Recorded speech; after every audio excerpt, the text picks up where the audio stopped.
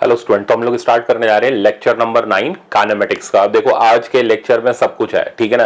Rockets भी है तो बलून भी है, तो मोशन अंडर ग्रेविटी भी है, तो ग्राफ भी है। और काइनेमेटिक्स के अंदर प्रॉब्लम अगर आपने प्रैक्टिस नहीं करे ना, आप सोच रहे हो कि थ्योरी पढ़ते रहे, तो भैया थ्योरी नहीं है, आपको प्रॉब्लम प्रैक्टिस करने आने चाहिए काइनेमेटिक्स के अंदर। और कुछ सुपर ट्रिक्स भी हैं, ठीक है ना। तो आज का लेक्चर पूरा पावर पैक्ड है।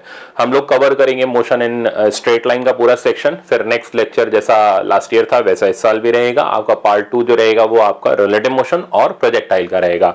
तो शुरू करते हैं, पहले कुछ छोटा सा बेसिक थ्योरी का क्विक रिवीजन कर लेते हैं और फिर सीधे धड़ाम से प्रॉब्लम स्टार्ट करते हैं। और पहले प्रैक्टिस आप करोगे फिर मैं सिखाऊंगा, ठीक है ना। देखो अब डिस्प्लेसमेंट, डिस्टेंस और वेलोसिटी और एक्सेलरेशन के बेसिक कंसेप्ट पर आ जाते हैं।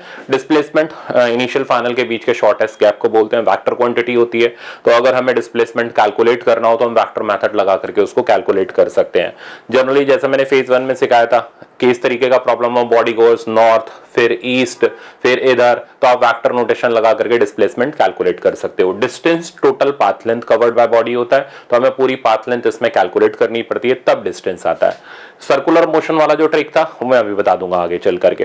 Velocity, velocity rate of change of position होती है। अगर एवरेज वेलोसिटी निकालनी है तो delta x by delta t, मतलब डिस्प्लेसमेंट बाय टाइम। और अगर इंस्टेंटेनियस वेलोसिटी निकाल रहे हो तो d x by d t करके निकाल लो। तो ये हमारा बड़ा सिंपल सा वेलोसिटी का कंसेप्ट है। एवरेज स्पीड पर अगर हमारे, स्पीड एक स्केलर क्वांटिटी होती है, आप जानते ही हो, ठीक है ना।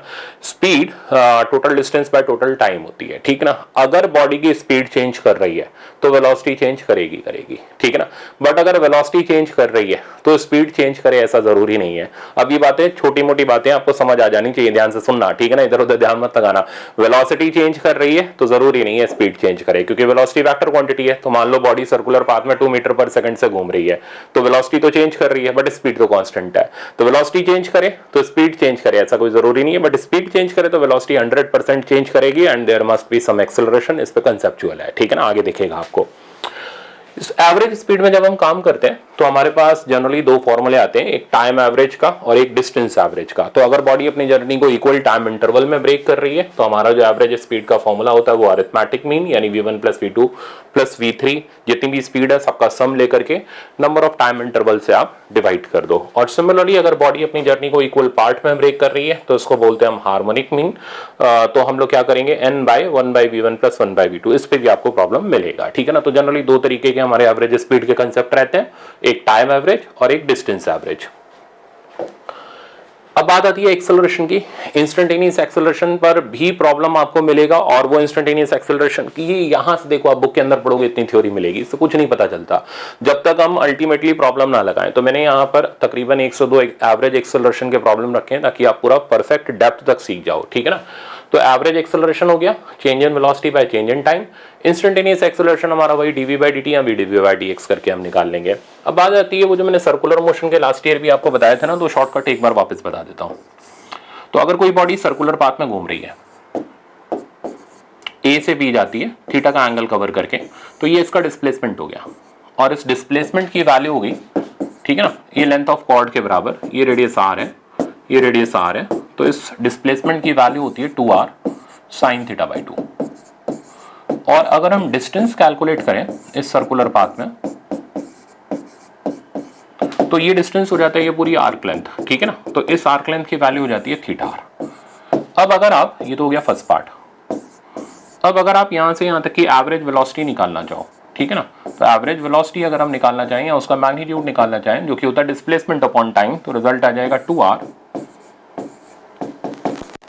Sign theta by 2 divided by, आपको टाइम करना पड़ेगा। और टाइम की वैल्यू कभी भी सर्कुलर पाथ में देता ही नहीं, वो बस बोल देता बॉडी कांस्टेंट स्पीड से घूम रही है। तो यहां से यहां तक का टाइम आप कैसे निकालोगे, तो अगर बॉडी कांस्टेंट स्पीड से घूम रही है तो टाइम निकालने का तरीका हो जाएगा डिस्टेंस बाय स्पीड। डिस्टेंस हमारा हो गया थीटा आर और स्पीड हो गई v। अब देखो r से r कैंसिल हो गया और फाइनल रिजल्ट आ गया 2v sign theta by 2 divided by theta.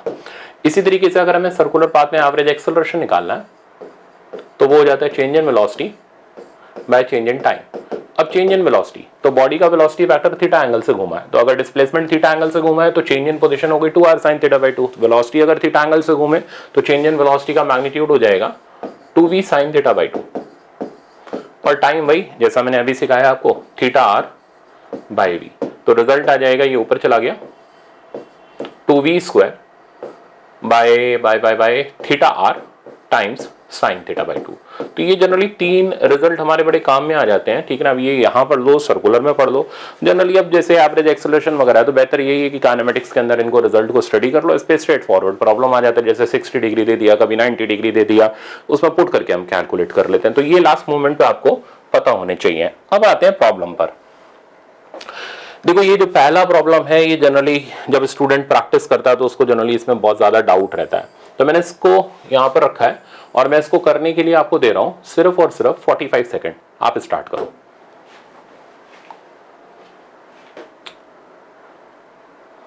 ठीक है, आज मैं थोड़ा शांत रहता हूं क्योंकि आपको काइनेमेटिक्स के अंदर थोड़ा सा कंसंट्रेट करना पड़ेगा। मैंने बोला तो आपकी कैलकुलेशन गड़बड़ाएगी। तो आप स्टार्ट करो।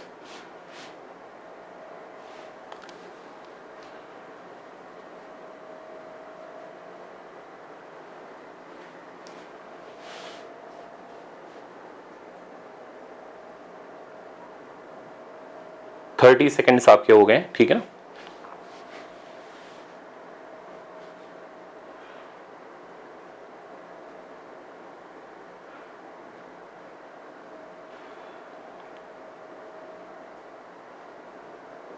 आपका टाइम अब रुक जाओ। अब देखो, इस प्रॉब्लम को करने का प्रॉपर तरीका बहुत सिंपल सा है और हमें यही पता करना है डिस्प्लेसमेंट कितना होगा। इसके लिए हमें पार्टिकल की इनिशियल फाइनल पोजीशन पता करनी है।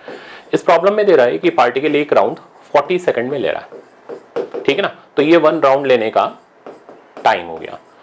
1 मिनट 20 सेकंड में, सॉरी 2 मिनट 20 सेकंड में बताओ पार्टिकल का डिस्प्लेसमेंट कितना होगा। तो पहले पता करना पड़ेगा 2 मिनट 20 सेकंड में पार्टिकल है कहां पर। तो 2 मिनट 20 सेकंड को पहले हम पूरा सेकंड में ब्रेक कर लेते हैं। तो 2 मिनट 20 सेकंड हो गया, 2 मिनट हो गया 120 सेकंड प्लस 20 सेकंड, तो रिजल्ट आ गया 140 सेकंड।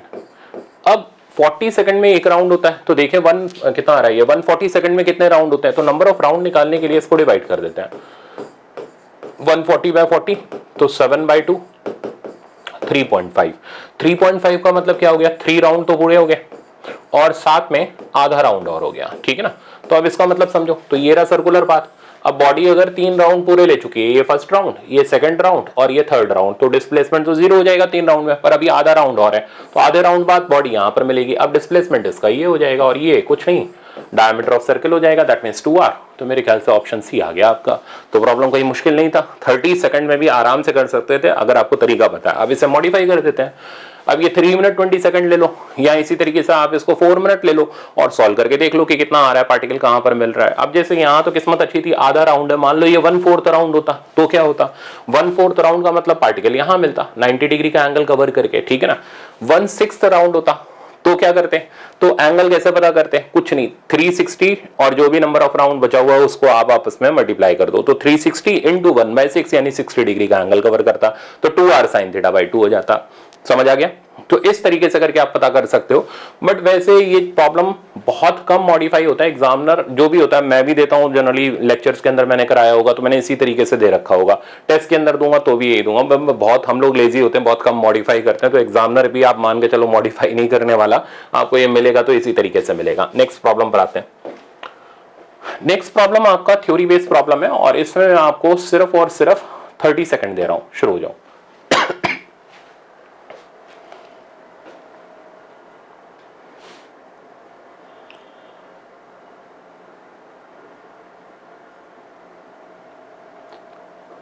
तो आई थिंक आंसर तो आ गया बहुत से बच्चों का, तो ज्यादा टाइम कंज्यूमिंग है भी नहीं है प्रॉब्लम आपका।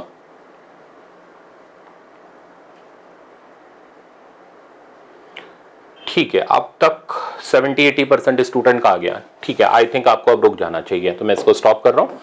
ये बोल रहा है distance is proportional to time का स्क्वायर। तो शुरू शुरू में बेटा आसान प्रॉब्लम है ये, मतलब आपका थोड़ा पिकअप बनाने के लिए मैंने रखे हुए हैं। फिर जैसे जैसे हम आगे बढ़ेंगे हर टाइप के अच्छे से अच्छे प्रॉब्लम मिलेंगे आपको। तो s proportional to t square, हमें पता करना है एक्सेलरेशन कैसा होगा, तो निकाल लेते हैं, डिफरेंशिएट करते हैं, वेलोसिटी आ जाएगी। तो velocity proportional to 2t, acceleration निकालने के लिए फिर डिफरेंशिएट कर देते हैं, acceleration proportional to 2, that means acceleration constant हो गया, वेलोसिटी टाइम डिपेंडेंट हो गई। तो हमारा ऑप्शन फर्स्ट इसके अंदर करेक्ट हो गया, यूनिफॉर्म एक्सेलरेशन। नेक्स्ट आते हैं। नेक्स्ट फिर से आपका थ्योरी बेस्ड प्रॉब्लम है, ठीक है ना। इसमें मोर देन वन चॉइस है, मैं आपको पहले ही बता दे रहा हूं, और 30 सेकंड का टाइम है। आराम से पढ़ना, ठीक है ना, और सही से सुनना। कंसेप्ट इसका अच्छा है और कंसेप्ट भी आपको आना चाहिए।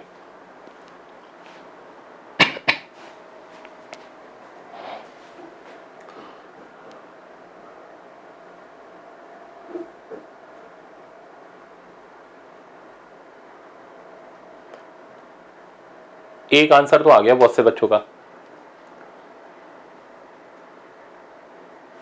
तो बस रुक जाओ। अब देखो इस प्रॉब्लम में कैसे पता करेंगे, ये है concept of speeding up and speeding down. Lectures के अंदर जब हम इसको कराते हैं तो फिर इस सिचुएशन के अंदर न्यूमेरिकल बहुत सारे रख देते हैं, बट जब क्रैश कोर्स में कराते हैं तो जनरली थ्योरी आने का चांस होता है। तो आपके लिए ये प्रॉब्लम बस एक थ्योरी बेस्ड प्रॉब्लम मैंने बना करके रखा है। देखो कैसे पता करेंगे स्पीडिंग अप स्पीडिंग डाउन। तो जिन बच्चों को ये वहम है कि ए पॉजिटिव होने पर बॉडी की स्पीड बढ़ती है, तो ये वहम दूर कर दो, ठीक है ना। ये मिथ है, ऐसा नहीं होता। स्पीड अप हो रही है या स्पीड डाउन हो रही है, इसका पता चलता है वी और ए दोनों का साइन कैसा है। अगर v और a दोनों सेम डायरेक्शन में, वेलोसिटी और a दोनों सेम डायरेक्शन में, तो बॉडी की स्पीड बढ़ेगी। दोनों अपोजिट डायरेक्शन में तो स्पीड कम होगी। तो सेम डायरेक्शन मतलब कि v भी पॉजिटिव है तो a भी पॉजिटिव हो, v नेगेटिव है तो a भी नेगेटिव हो, यानी v और a का जब सेम साइन होगा तब हम बोलेंगे स्पीडिंग अप है, अपोजिट साइन होगा तो स्पीडिंग डाउन है। तो अकेले a से कुछ नहीं पता चलता, तो ये दो ऑप्शन तो बेकार हो गए। तो speed of particle increases when both v and a are less than 0, मतलब दोनों नेगेटिव है, तो ठीक है दोनों सेम डायरेक्शन में, तो स्पीड इंक्रीज करेगी, ये ऑप्शन करेक्ट है। Speed of the particle decreases when v is less than 0 and a is greater than 0, मतलब दोनों के अपोजिट साइन है तो स्पीड डिक्रीज करेगी, तो ये ऑप्शन भी हमारा करेक्ट है। तो इसके अंदर हमारे दो ऑप्शन करेक्ट हो गए, थर्ड वाला और फोर्थ वाला। मेरे ख्याल से कंसेप्चुअल था, समझ आ गया होगा। चलते हैं आगे। अब ये आपका फिर से एक थ्योरी बेस्ड प्रॉब्लम है, 30 सेकंड का टाइम है। ये भी मोर देन वन चॉइस है, ठीक है ना। और इसमें आप ऑप्शन तो टिक करना, बट उसके साथ साथ प्रैक्टिकली एग्जांपल भी सोचना, क्योंकि इसमें आपको ये रिलेट करना आना चाहिए ऐसा कहां होता है।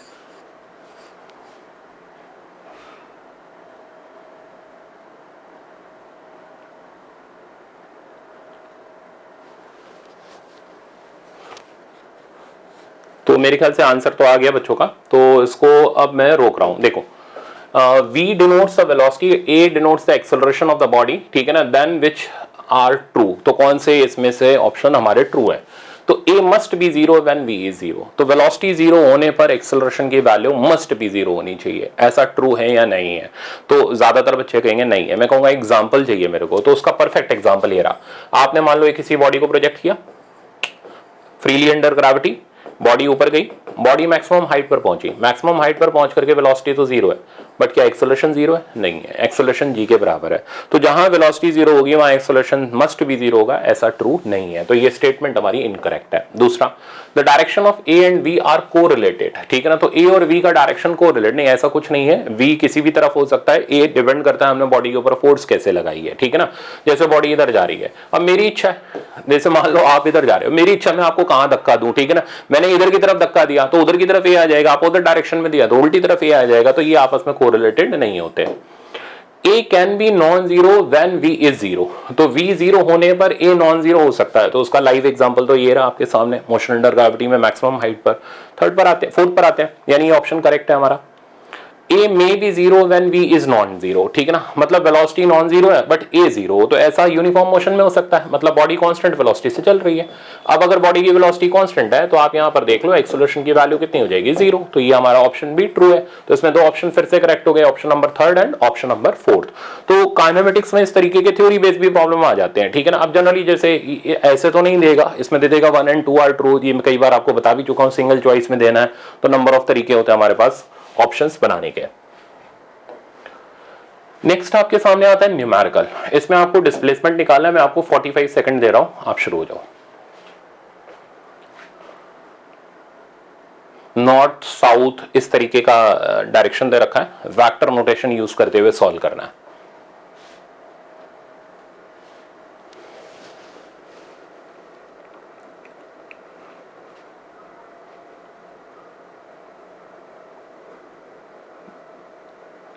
मेरे ख्याल से इक्वेशन आपकी इतने टाइम में बन गई होगी, बस खाली आप सॉल्यूशन कर रहे होगे और 30 सेकंड में भी आ जाना चाहिए।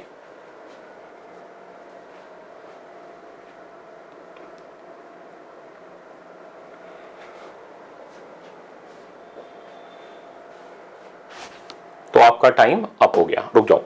तो आप जनरली देख रहे हो जिन बच्चों ने कंसेप्ट पढ़े हुए हैं और जो बात सुन करके फेज 1 रिवाइज करके इधर आ रहे हैं, उनके हाथ नहीं अटक रहे होंगे, वो दनादन 45 सेकंड के अंदर प्रॉब्लम कर दे रहे होंगे। तो फिजिक्स के जो मेडिकल लेवल के प्रॉब्लम होते हैं उनमें आपको ऐसा नहीं है कि आपको किसी भी प्रॉब्लम को करने में 1 से 1.5 मिनट का टाइम चाहिए। अगर आपकी प्रैक्टिस अच्छी है, ठीक है ना, तो आप उसको 45 सेकंड में कर लो। इवन मेरी भी अगर प्रैक्टिस अच्छी है ना तो मैं भी आराम से कर लूंगा, और मेरी प्रैक्टिस अच्छी नहीं है तो लगेगा मेरे को भी टाइम, ठीक है ना। तो ये बात मेरे और आप दोनों के लिए ट्रू है कि हम दोनों को टाइम चाहिए। अगर हमारी प्रैक्टिस नहीं और अगर हमारी प्रैक्टिस है तो हम बिल्कुल आराम से कर सकते हैं। जैसे ये प्रॉब्लम देखो, ये होगी हमारी डायरेक्शंस नॉर्थ, साउथ, वेस्ट और ईस्ट। अब ये कह रहा है बॉडी मूव्स 30 मीटर नॉर्थ और हमें डिस्प्लेसमेंट निकालना है। तो 30 मीटर नॉर्थ हो गया 30 जे कैप, 20 मीटर ईस्ट तो 20 आई कैप, ठीक है ना, वेक्टर नोटेशन से चल रहे हैं। 30√2 मीटर टुवर्ड्स साउथ वेस्ट। अब साउथ वेस्ट क्या हो गया, साउथ वेस्ट ही हो गया, ठीक है ना। ये हो गया 30√2, तो इसके कंपोनेंट करने पड़ेंगे। ये एंगल हो गया 45, cos 45 sin 45, दोनों की वैल्यू 1/√2 होती है तो वो गए। तो इधर बचा हमारे पास 30, ये भी बचा हमारे पास 30, तो आया इधर -30 आई कैप -30 जे कैप। सिंपल है बिल्कुल। तो 30 जे कैप तो गया और डिस्प्लेसमेंट की वैल्यू हमारे पास आ गई -10 आई कैप। तो डिस्प्लेसमेंट का मैग्नीट्यूड हो गया 10 मीटर और डायरेक्शन हो गया माइनस आई कैप। अब माइनस आई कैप किसको बोलोगे, वेस्ट की तरफ, तो 10 मीटर टुवर्ड्स वेस्ट। तो ऑप्शन हमारा इसका फर्स्ट करेक्ट है। चलते हैं आगे। नेक्स्ट ये जो प्रॉब्लम है, ये प्रॉब्लम की स्टोरी है, ये मेरे से डाउट ग्रुप में पूछा गया था बट उसमें डिस्टेंस निकाला गया था, ठीक है ना। इसमें मैंने डिस्टेंस नहीं पूछा, इसमें मैंने डिस्प्लेसमेंट पूछा। आपको प्रॉब्लम के लिए 45 सेकंड मिलेंगे। ये पूरा परफेक्ट आपका मेडिकल लेवल का प्रॉब्लम है, करो इसको।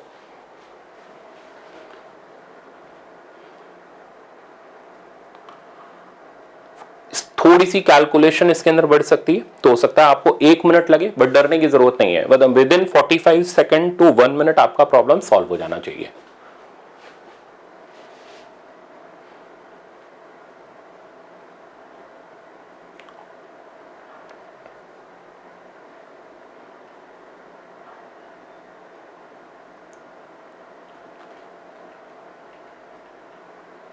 तो आंसर अभी बच्चों का, ज्यादातर बच्चों का नहीं आया है, कैलकुलेशन में अटके हुए। थोड़ा बेटा स्पीड बढ़ाओ, 45 सेकंड तो आपके आप हो गए।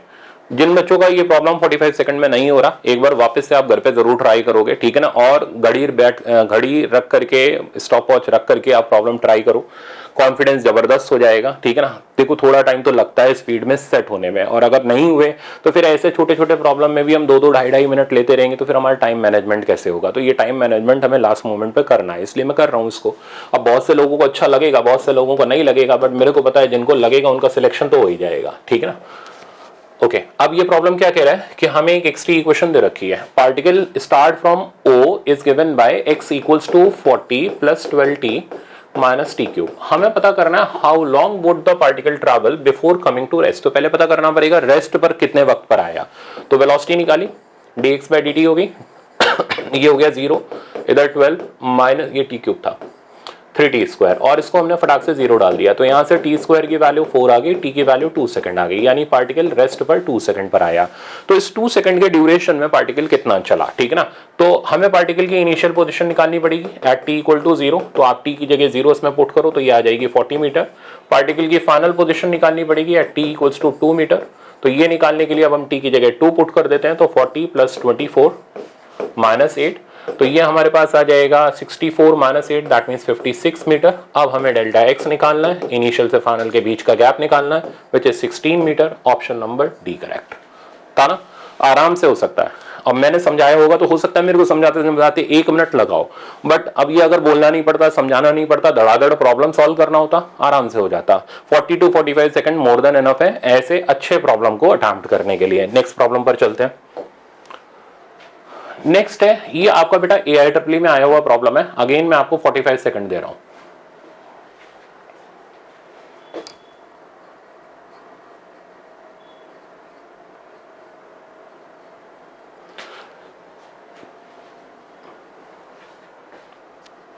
आपको डिस्प्लेसमेंट बताना है टाइम के साथ कैसे वैरी करेगा।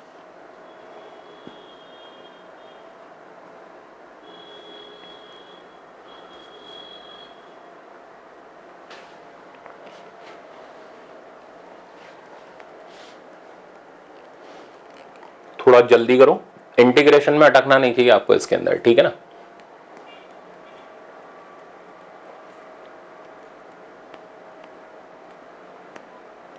बस देखो वेलोसिटी की इक्वेशन दे रखी है, हमें पता करना है कि डिस्टेंस किस हिसाब से टाइम के साथ वेरी करेगा। हमने v को डाल दिया dx बाई dt, तो dx by dt equals to alpha root x, x वाला टर्म एक्स से साइड ले जाते हैं तो x की power -half dx equals to alpha dt, और इसको कर देते हैं इंटीग्रेट 0 से लेके x तक, 0 से लेके t तक। x की पावर n का इंटीग्रेशन x की पावर n+1 होता है, तो ये आ जाएगा x की पावर हाफ बाय हाफ, तो ये बना 2 root x equals to alpha t. अब हमें प्रोपोर्शनलिटी पता करनी है, तो x की power half equals to alpha t by 2 आ गया, तो x की वैल्यू आ गई alpha square t square by 4, तो x is proportional to t square. Option A correct, simple था। चलते हैं आगे।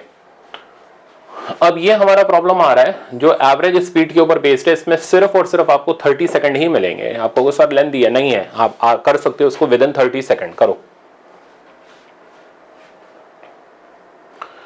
डायग्राम जरूर बना लेना ऐसे प्रॉब्लम में, तो जब भी ये एवरेज स्पीड का प्रॉब्लम है डायग्राम बना करके फिर करो अटेम्प्ट।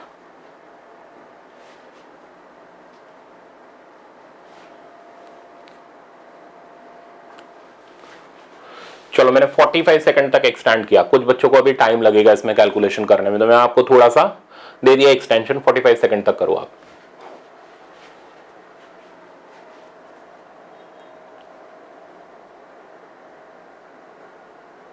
ठीक है, अब आ गया बहुत से बच्चों का आंसर करेक्ट है डी। रोक रहा हूं मैं इसको। देखो हमें करना क्या है, इसके अंदर हमें एवरेज स्पीड निकालनी है अंडर दिस सर्कमस्टेंस। तो पहले हम प्रॉब्लम का डायग्राम बनाएंगे। ये कह रहा है बॉडी कवर्स फर्स्ट 1/3 डिस्टेंस, तो 1/3 डिस्टेंस यानी d/3 डिस्टेंस कवर करती है कितनी स्पीड से, 10 किलोमीटर पर आवर। तो v1 हो गया 10 kilometre per our. Next 1/3 distance body cover करती है, ठीक है ना, और इधर की स्पीड हमें दे रखी है 20 किलोमीटर पर आवर। और next last 1/3 distance body cover करती है with speed 60 kilometre per hour. तो अब हमें पता करनी है एवरेज स्पीड। अब आप पहले चेक करो, यहाँ डिस्टेंस इक्वल है, तो हम डिस्टेंस एवरेज वाला यहाँ फॉर्मूला लगा देंगे, और डिस्टेंस एवरेज वाला फॉर्मूला हो गया n की जगह नंबर ऑफ इंटरवल वो आ गए 3, number of part sorry, by 1/v1 1/v2 plus 1/v3। अब एग्जाम में करते वक्त हम ये फॉर्मूला नहीं लिखते, बट मेरे को लिखना पड़ रहा है क्योंकि मेरे को आपको समझाना है, ठीक है ना। तो 1/v1 plus 1/v2 plus 1/v3, अब हम इनके वैल्यू सब्स्टिट्यूट कर देंगे, तो 3/1/10 1/20 प्लस 1/60, नीचे एलसीएम हो गया 60, इधर आ गया हमारे पास 6 प्लस 3 प्लस 1 और ऊपर आ गया 3, तो रिजल्ट आ गया 3 × 60, 6 3 9 और 1 10, नीचे आ गया 10, ये गया आंसर आ गया 18 किलोमीटर पर आवर। तो अगर आपकी प्रैक्टिस थोड़ी सी और अच्छी है तो विद इन 30 सेकंड इसको करना कोई बहुत बड़ी बात नहीं है, आराम से हो सकता है। बट आप टाइम मार्जिन मान करके चलो, एवरेज स्पीड में ऐसा डायरेक्ट फॉर्मूला बेस्ड प्रॉब्लम क्योंकि आ ही जाता है आपके लेवल में, तो 30 सेकंड से 45 सेकंड में आप इसको कंप्लीटली अटेम्प्ट कर सकते हो। तो इसका ऑप्शन करेक्ट है डी वाला। नेक्स्ट प्रॉब्लम पर आते हैं। ये भी अच्छा प्रॉब्लम है, और इसको करने के लिए मैं आपको 45 सेकंड का टाइम दे रहा हूं। आपको इसमें एवरेज वेलोसिटी निकालनी है ए से डी तक की।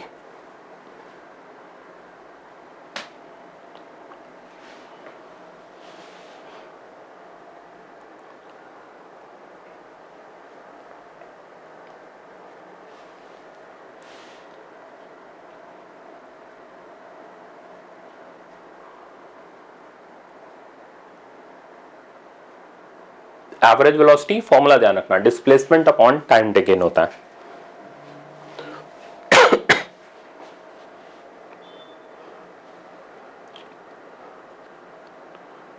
तो मैं इसको रोक रहा हूं, आ जाओ।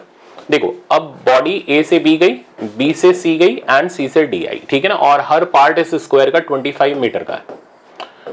अब हमें पता करनी है इसमें एवरेज वेलोसिटी। तो एवरेज वेलोसिटी हो गया डिस्प्लेसमेंट, डिस्प्लेसमेंट हो गया इनिशियल से फाइनल के बीच का गैप, यानी इसमें डिस्प्लेसमेंट 25 मीटर है।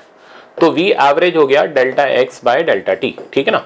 अब डेल्टा एक्स तो हो गया 25 मीटर। अब लफड़ा गया टाइम का, हमें टाइम नहीं पता। टाइम के लिए हमें क्या करना पड़ेगा, ये पूरा यहां से यहां तक का टाइम निकालना पड़ेगा।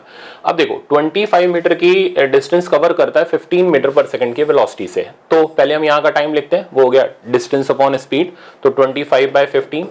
नेक्स्ट टाइम भी यही हो गया 25/15, फिर ये भी वही हो गया 25/15, तो 3 से इंटू कर दिया, 3 5 जा 5 5 जा ऊपर 5 आ गया, तो 5 मीटर पर सेकंड इस पूरे जर्नी की एवरेज वेलोसिटी होगी। Option D correct. अगर एवरेज स्पीड पूछता तो जवाब क्या होता, total distance by total time.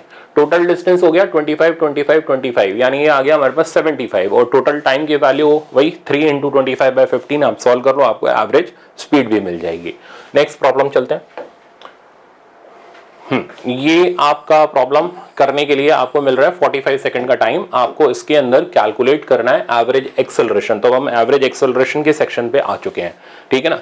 बस ऐसे ही प्रैक्टिस करते रहो, काइनेमेटिक्स आसान है, खत्म हो जाएगा। इतना कर लो और प्रैक्टिस शीट के क्वेश्चंस कर लो, मोर देन इनफ है आपके लिए। टेस्ट में मैं वैसे बता ही दूंगा कौन से इंपॉर्टेंट है।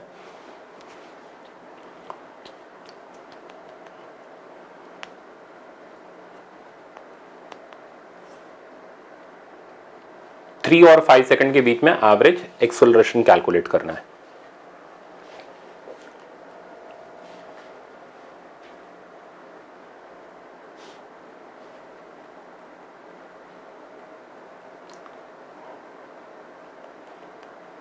तो मैं इसको रोक रहा हूं।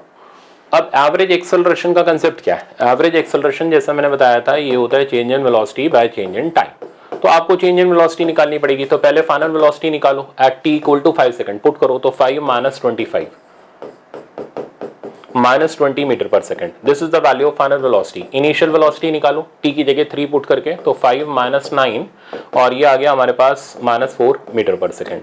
अब चेंज इन वेलोसिटी निकालो फाइनल माइनस इनिशियल करके, तो ये आ गया माइनस 16 मीटर पर सेकंड।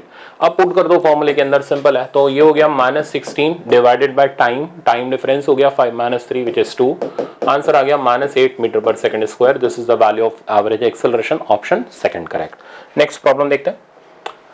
हाँ, नेक्स्ट प्रॉब्लम आपका अच्छा प्रॉब्लम है। इस तरीके का प्रॉब्लम आईआईटी में, एआईडब्ल्यू में, दोनों जगह पर आया था। आपको मैं 45 सेकंड दे रहा हूं इस प्रॉब्लम को कंप्लीट करने के लिए। मतलब इतने से आपको आइडिया तो हो गया होगा कि 90% प्रॉब्लम जो हम 45 सेकंड में कवर कर लेते हैं। कुछ प्रॉब्लम ऐसे हैं जिनमें अभी 1 से 1.5 मिनट लगेगा, तो ये तो आपका हो जाना चाहिए। करो।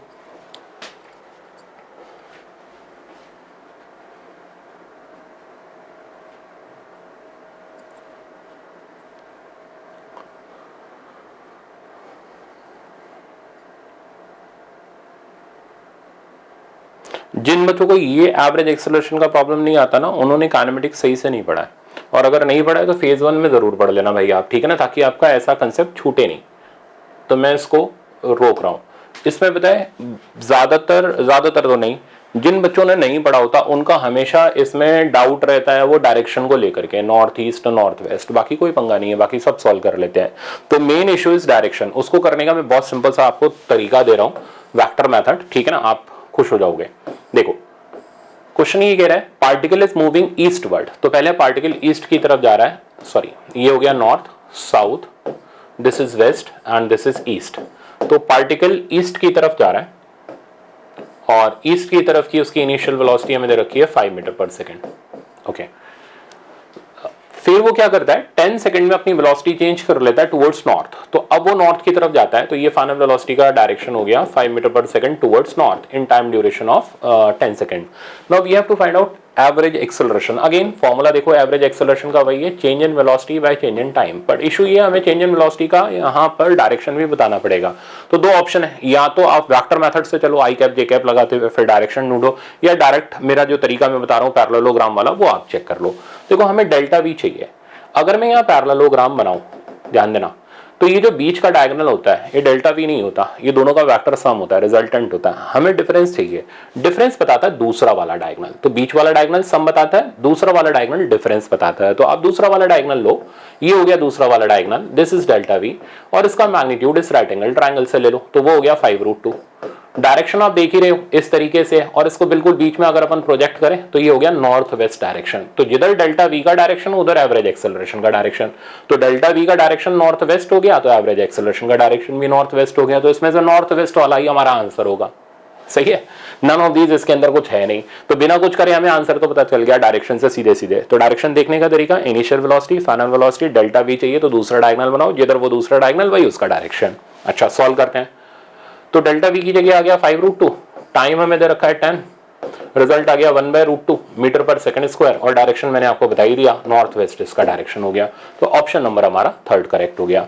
ये प्रॉब्लम आप इंपॉर्टेंट लिख लेना, है कुछ खास नहीं, बट क्योंकि ओरिजिनली आईआईटी में आया हुआ है और ज्यादातर बच्चे इसके अंदर डायरेक्शन में अटक जाते हैं, तो आप इसको लास्ट मोमेंट पे जरूर एक बार रिवाइज करके जाना, ताकि वहां ये नहीं कि गड़बड़ हो जाए आपसे।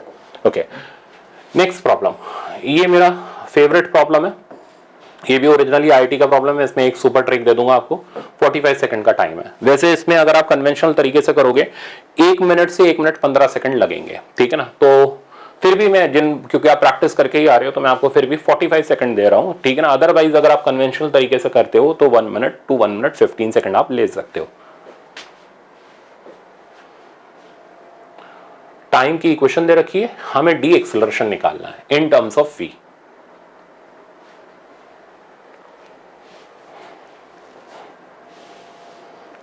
अगर आपने इस प्रॉब्लम को कभी नहीं किया, आप पहली बार देख रहे हो, तो फिर मत करना, ठीक है ना, क्योंकि फिर ये आपसे होगा नहीं, फिर आपको इसका कंसेप्ट पहले सीखना पड़ेगा, अननेसेसरी हाथ पांव मारने से नहीं आएगा।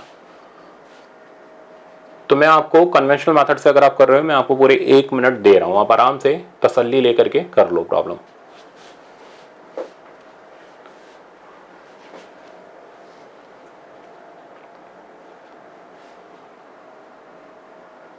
ठीक है, अब मैं इसको यहां रोक रहा हूं। अब हम इसका कन्वेंशनल मेथड देखते हैं। देखो, अब कन्वेंशनल मेथड से तो मैं दो तरीके दूंगा, एक कन्वेंशनल मेथड और एक इसको करने की सुपर ट्रिक। तो कन्वेंशनल मेथड ये है, वैसे ये ट्रिक मैंने लेक्चर्स में तो बताई हुई है, तो उन बच्चों के तो प्रॉब्लम ये देखते ही खत्म हो गए होंगे, ठीक है ना, ये तो छूमंतर हो गया होगा आपका। कन्वेंशनल मेथड ये है कि अगर आपको time as a function of X दे रखा हो, तो ज्यादातर जनता क्या करती है, एक्स की वैल्यू निकालने की कोशिश करती है, मत करो, कुछ आपका भला उसमें नहीं होगा। तो अगर आपको time as a function of X दे रखा है, आप इसको डायरेक्ट डिफरेंशिएट करो। देखना मैं कैसे करता हूं। तो alpha X square plus beta X को हम डायरेक्ट डिफरेंशिएट करते हैं, तो ये बना D T by D X equals to 2 alpha X plus beta. अब D T by D X तो कुछ नहीं होता, पर D X by D T बहुत कुछ होता है, वो वेलोसिटी होता है, तो ये बन जाएगा 1/v। क्योंकि कन्वेंशनल मेथड है तो टाइम लगता है, तो यहां से हमारे पास v की वैल्यू आई। अब आगे बढ़ते हैं, तो ये वैल्यू कितनी आई यहां पर लिखते हैं, तो v की वैल्यू आ गई 1/2 अल्फा एक्स प्लस बीटा, ठीक है।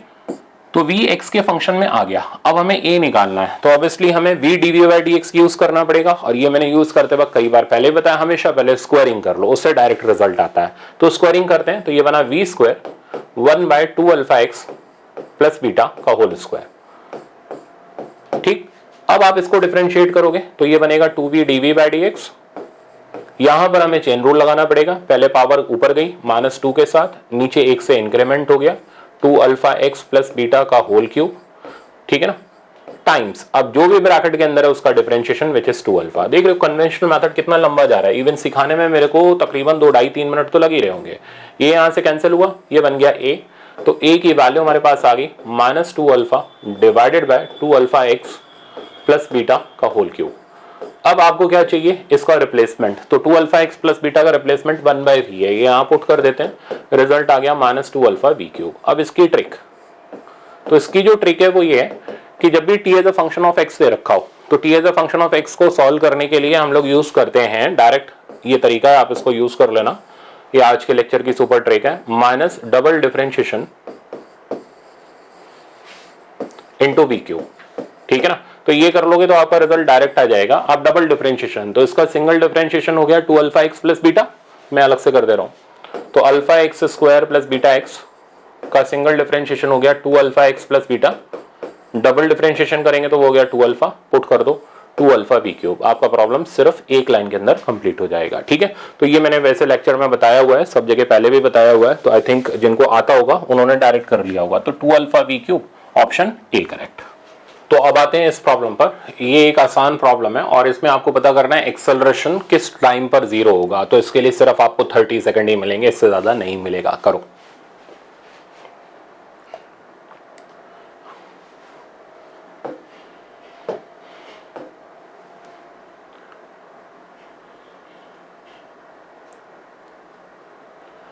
मेरे ख्याल से इतनी देर में कई बच्चों का आ गया आंसर।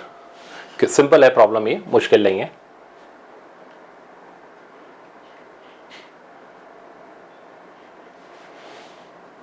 तो अब मैं इसको रोक रहा हूं, आप देखो, तो हमें इक्वेशन दे रखी है x इक्वल्स टू, और काफी ज्यादा मतलब बच्चों का आ चुका है इसका आंसर, तो डरने की जरूरत नहीं है, सब बच्चों का जनरली ये कंसेप्ट क्लियर ही है। तो पोजीशन की इक्वेशन दे रखी है, वेलोसिटी निकाली 2at minus 3b t², acceleration निकाला, ये हो गया 2a minus 6b t equals to 0, यहाँ से t की वैल्यू आ गई a/3b। तो ये वो टाइम है जब एक्सेलरेशन 0 होगा, तो कुछ खास इसके अंदर था नहीं, ऑप्शन सी करेक्ट। अब आता है नेक्स्ट प्रॉब्लम, और ये प्रॉब्लम अब अच्छे प्रॉब्लम स्टार्ट हो गए। इन प्रॉब्लम के लिए आपको मिलेगा पूरा 1 मिनट। शुरू। तो आपको इसमें टोटल डिस्टेंस निकालना है। ये प्रॉब्लम जनरली वीटी ग्राफ से करते हैं, ठीक है ना, तो इसलिए मैं आपको 1 मिनट दे रहा हूं, आराम से करो, गलती मत करना।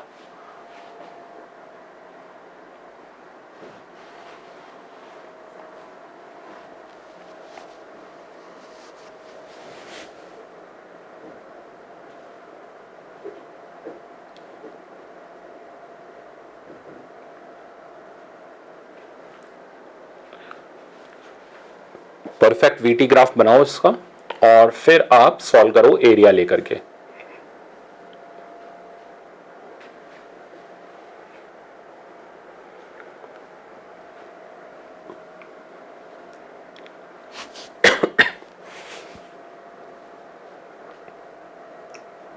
तो आई थिंक आ गया बच्चों का आंसर, ठीक है ना। तो ठीक है, सही टाइम लिमिट में आप कर ले रहे हो प्रॉब्लम को, तो मैं इसको अब रोक रहा हूं। अब काम की चीज सुनो, इसको सॉल्व करने से पहले। ऐसे जनरली दो तरीके के क्वेश्चन होते हैं, एक वो जिसमें टाइम का डेटा गिवन होता है, और एक वो जिसमें डिस्टेंस गिवन होता है।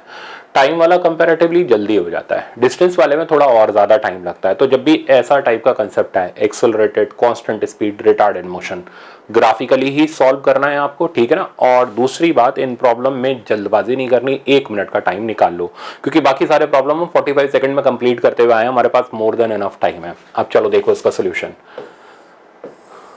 तो जब एक्सेलरेशन कांस्टेंट होता है तो वीटी ग्राफ स्ट्रेट लाइन होता है, ठीक है ना, और रिटार्डेशन में आप जानते हो डिक्रीजिंग स्ट्रेट लाइन होता है। तो हम इसका पूरा परफेक्ट वीटी ग्राफ बनाते हैं। पार्टिकल रेस्ट से स्टार्ट कर रहा है और acceleration 2 metre per second square है फॉर 10 सेकंड। तो रेस्ट से स्टार्ट कराते हैं पार्टिकल को, तो रेस्ट से स्टार्ट किया, एक्सेलरेशन की value is 2 metre per second square for time 10 second. ये हो गया फर्स्ट फेज। अब ये आप देख रहे हो एक ट्रायंगल बन गया, तो हमारा सबसे पहला काम होगा हम इधर से v की वैल्यू निकाल लें। कैसे? स्लोप मेथड से। भाई इसका स्लोप tan थीटा a के बराबर हो गया, और a क्या हो गया v/t, ठीक है ना। तो वहां से हमारे पास v की वैल्यू आ जाएगी by using a into t. First equation भी बोल सकते हो, v equals to u plus at है, u 0 हो गया तो v की वैल्यू a इंटू टी हो गई।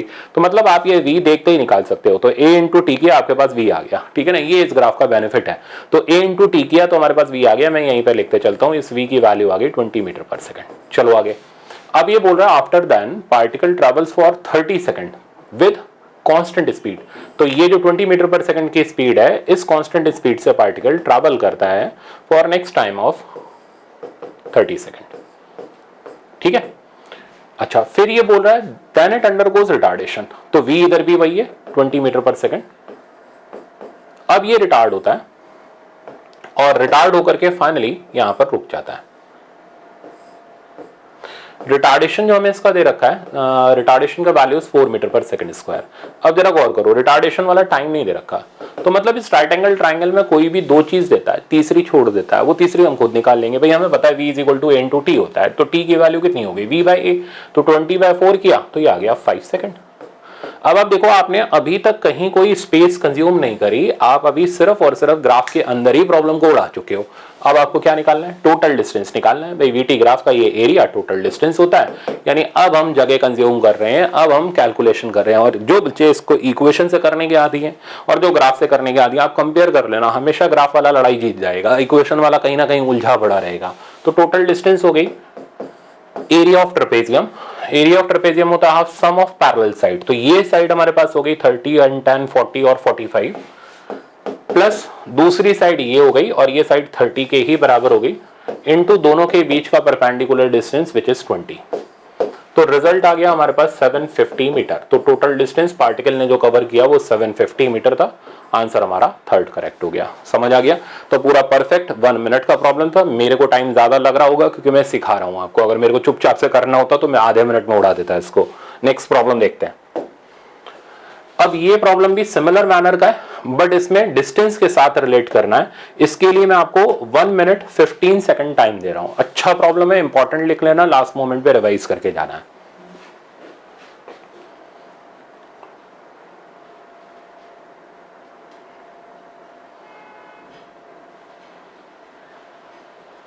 तो इसमें भी आप वीटी ग्राफ बना करके ही प्रॉब्लम सॉल्व करो।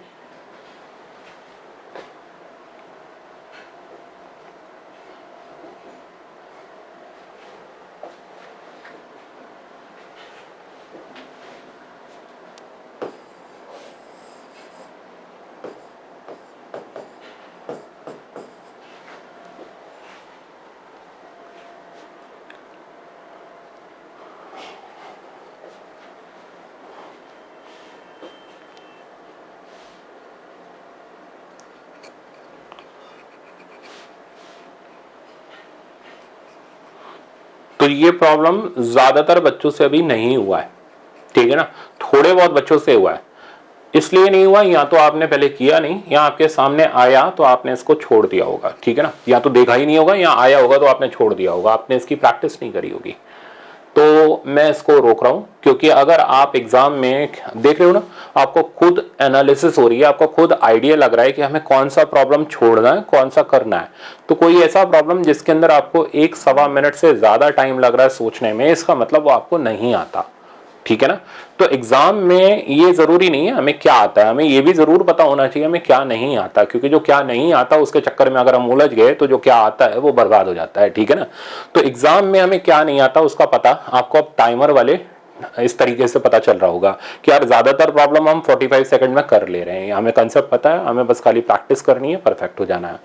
बट जो प्रॉब्लम हमसे 1 मिनट 15 सेकंड में भी नहीं हो पा रहा, तो या तो हमें उसका कंसेप्ट ही नहीं आता, या हमने कभी देखा नहीं, ऐसा प्रॉब्लम एग्जाम में मिलने पर हमें छोड़ना ही छोड़ना है, हमें उसके चक्कर में नहीं पड़ना, या हम लास्ट में करेंगे अगर हमारे पास फालतू टाइम बचा तो, ठीक है ना, पर नेगेटिव मार्क्स नहीं लाने।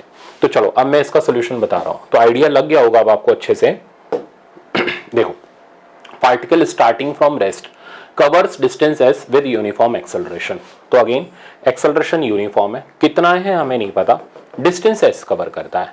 डिस्टेंस ऑब्वियसली वीटी ग्राफ का एरिया हो गया, ठीक है ना। तो मैं यहाँ का जो वेलोसिटी है ये भी नहीं पता मेरे को, एक्सेलरेशन भी नहीं पता, तो फॉर द टाइमिंग मैंने वेलोसिटी को वी ले लिया। ऑब्वियसली ये v इसकी मैक्सिमम वेलोसिटी हो जाएगी, ठीक है ना। तो इन टर्म्स ऑफ v हम सारे टाइम कैलकुलेट कर लेंगे। कैसे करेंगे मैं अभी जस्ट सिखाता हूं। देखो, अगर आप इधर का एरिया लो, मैं इसका टाइम t1 ले रहा हूं, आगे का ग्राफ हम थोड़ी देर बाद बनाएंगे। तो अगर आप इधर का एरिया देखो तो वो एरिया हो गया half into base into height, ठीक है ना। तो s1 की जो वैल्यू हो गई that value is half v t1। यहां से आपके पास t1 की वैल्यू आ गई which is equals to 2s by v। तो हमने फर्स्ट वाले का टाइम लिख लिया 2s बाई v। चलते हैं आगे। अब ये कहता है पार्टिकल डिस्टेंस 2s का कवर करता है विद यूनिफॉर्म वेलोसिटी। तो इसी कांस्टेंट वेलोसिटी से ये डिस्टेंस 2s का कवर करता है, यानी इधर का एरिया 2s हो गया। अब अगेन एरिया हमें पता है, v हमने मान लिया, तो हम t2 की वैल्यू निकालेंगे। ध्यान देना कैसे, एरिया टेक्निक यूज करते हुए जैसा डायग्राम वैसा एरिया यूज करेंगे। तो S2 एक रेक्टेंगल है, तो एरिया का फॉर्मूला हो गया लेंथ इंटू विड्थ, तो v इंटू t2। तो t2 की बेटा वैल्यू हमारे पास आ गई 2s बाई v, ठीक है। तो t2 की वैल्यू आ गई 2s बाई v। लास्ट अब ये बोल रहा है फर्दर 3s का डिस्टेंस कवर करता है और फाइनली रुक जाता है। तो रिटार्ड होते हुए आया, 3s का डिस्टेंस कवर किया, हमें नहीं पता कितने टाइम में, स्पीड इसकी v ले ली है, ठीक है ना, और यहां आकर के रुक गया। तो last target is to find out t3। तो कैसे निकालेंगे, ट्राइंगल का एरिया, तो हाफ v t3। यहां से t3 की वैल्यू आ गई 6s बाई v। अब क्वेश्चन क्या कह रहा है वो समझते हैं। क्वेश्चन कह रहा है average velocity and maximum velocity का रेशियो बताओ। तो कहीं से भी आसान नहीं है, सब कुछ इसके अंदर अच्छा खासा है। तो एवरेज वेलोसिटी पहले निकालते हैं। कैसे निकलेगी, एवरेज वेलोसिटी होगी total displacement by total time. अब क्योंकि स्ट्रेट लाइन मोशन है, कहीं डायरेक्शन चेंज नहीं हुई, तो डिस्प्लेसमेंट डिस्टेंस के मैग्नीट्यूड बराबर होंगे, तो वो तो हमें दिख रहा है 3s plus 2s plus s, that means total displacement हो गया 6s। टोटल टाइम हम खुद निकाल चुके हैं, तो इन सबका सम कर लो, 6 2 8 और 2 10, तो 10s बाई v, ठीक है ना। तो एवरेज वेलोसिटी हमारे पास आ गई, यहां से इसको हम सिंप्लीफाई करते हैं, ये आ गया 3/5v। अब हमें किसका रेशियो चाहिए, average velocity is to maximum velocity. Maximum velocity कौन है, v है, तो यहां से रेशियो भी आ गया, तो एक चीज कैलकुलेट करते ही दूसरा अपने आप आ गया, एंड दिस रेशियो इज 3/5। तो आई थिंक समझ आ गया होगा। तो वीटी ग्राफ से इस प्रॉब्लम को सॉल्व करना है और आपका आंसर आ गया इसके अंदर 3/5। तो एक काफी अच्छा प्रॉब्लम था। जनरली 1 मिनट 15 सेकंड लगता है उनको, जिनको पता हो कैसे करना है, जिनको नहीं पता वो शुरू भी नहीं कर पाएंगे, खत्म भी नहीं कर पाएंगे, उलझे रहेंगे, ठीक है ना। तो अब मेरा सजेशन ये, इसको आप वापस से जरूर प्रैक्टिस कर लो, one of the best problem था, ठीक है ना, आपको जरूर आना चाहिए। नेक्स्ट अगला प्रॉब्लम आया आपका रॉकेट वाला। ये भी आप वीटी ग्राफ से ही करेंगे, आपको इसमें भी 1 मिनट का टाइम मैंने दिया, क्योंकि 2 प्रॉब्लम इसके अंदर मैंने आपसे पूछे हैं।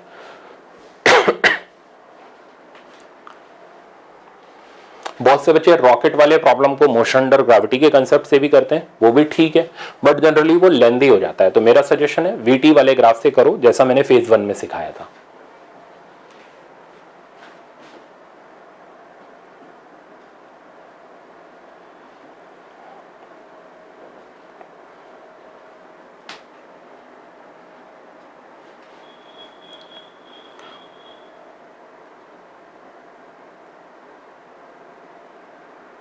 तो मेरे ख्याल से तो बहुत से बच्चों का आ गया आंसर, जिनका वीटी ग्राफ परफेक्ट है, ठीक है। तो अब आप थोड़ी देर खाली बैठ सकते हो, 1 मिनट ओवर होने दो, फिर मैं सिखाता हूं इसको।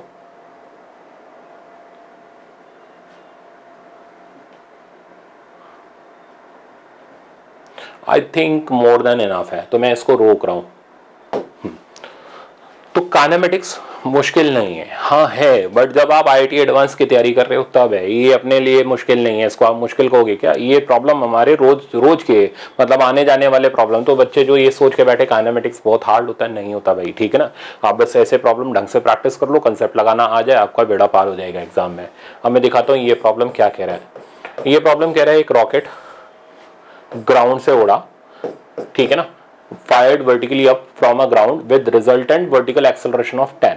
तो 10 मीटर पर सेकंड स्क्वायर के एक्सेलरेशन से रॉकेट जा रहा है, ठीक है। 1 मिनट के बाद, तो 1 मिनट यानी 60 सेकंड के बाद उसका फ्यूल खत्म हो गया, पेट्रोल खत्म हो गया। अब फ्यूल खत्म होते ही रॉकेट क्या होता है, नीचे नहीं गिरता, वो अभी भी ऊपर जाता है फ्रीली अंडर ग्रेविटी, रिटार्ड होते हुए, ठीक है ना, और फिर मैक्सिमम हाइट पर पहुंचता है और फिर वापस से उसका एक्सेलरेशन स्टार्ट होता है।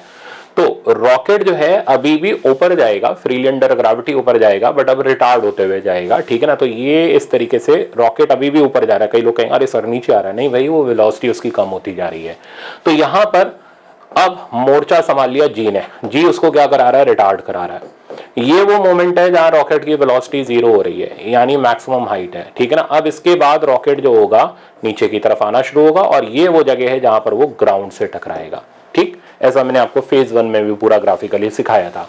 अब पता हमें क्या क्या करना है, एक तो हमें मैक्सिमम हाइट निकालनी है, तो वो निकालने के लिए पहले ट्रायंगल सॉल्व करते हैं। ये v निकालते हैं, v हो गया a into t, that mean 600 metre per second. फिर इधर का t2 निकाल लेते हैं, वो हो गया v by A, that mean 60 second.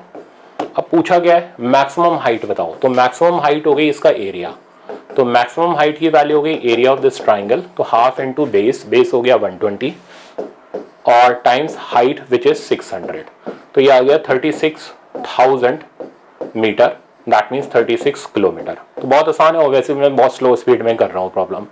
अच्छा, अब हमें क्या बताना है दूसरे में, after how much time from then, मतलब पेट्रोल खत्म होने के बाद कितने टाइम बाद रॉकेट मैक्सिमम हाइट पर पहुंचा। तो भाई वो टाइम t2 है, and that time is 60 second. तो t2 इक्वल्स टू 60 सेकंड और 1 मिनट। तो आंसर होना चाहिए 36 किलोमीटर 1 मिनट। तो उस हिसाब से अगर हम देखें तो हमारा ऑप्शन नंबर फर्स्ट करेक्ट है। तो उसने ग्राउंड तक का नहीं पूछा हमसे, अगर पूछता तो कैसे करते, तो आपको फेज 1 वापस से देखना चाहिए, तो आपको ये t3 निकालना पड़ता। वैसे मैंने इसका सवाल रखा है, आगे सिखा दूंगा। अब क्या करेंगे, जितना रॉकेट ऊपर गया उतना रॉकेट नीचे आया, तो दोनों एरिया कंपेयर करेंगे। तो एक इक्वेशन बनेगी एरिया से, क्योंकि हमें ये भी नहीं पता होगा, इसका नाम हम v3 कर लेते हैं। तो एक इक्वेशन बन जाएगी एरिया से, तो यहाँ का area which is 36,000 equals to यहाँ का एरिया हाफ v3 t3। दूसरा स्लोप सेम है, यानी इधर भी a का वैल्यू 10 है, तो स्लोप हो गया v3 by t3 equals to 10। वहां से हमारी दूसरी इक्वेशन बनेगी, दोनों से हम v3 t3 निकाल सकते हैं। ये हो गया इसका फुल फ्लैश प्रॉब्लम सॉल्व करने का मैथड। अब इसी पे फुल फ्लैश्ड प्रॉब्लम आपको मिल रहा है ये वाला, ठीक है ना। तो आप इसको सॉल्व करो, ये बलून स्टोन प्रॉब्लम हो गया, सेम रॉकेट वाले कंसेप्ट के ऊपर बेस, तो जो मैंने अभी सिखाया वो आप इसके अंदर अप्लाई करो, 1 मिनट का टाइम आपको मिल रहा है।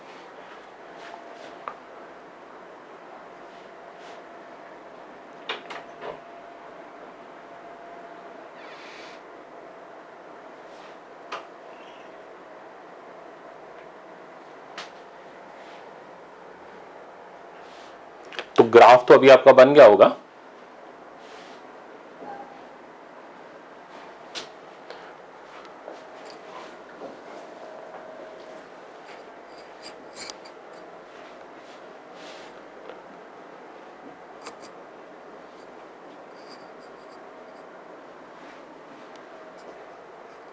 बस थोड़ा सा कैलकुलेशन फास्ट करनी है और कुछ नहीं है।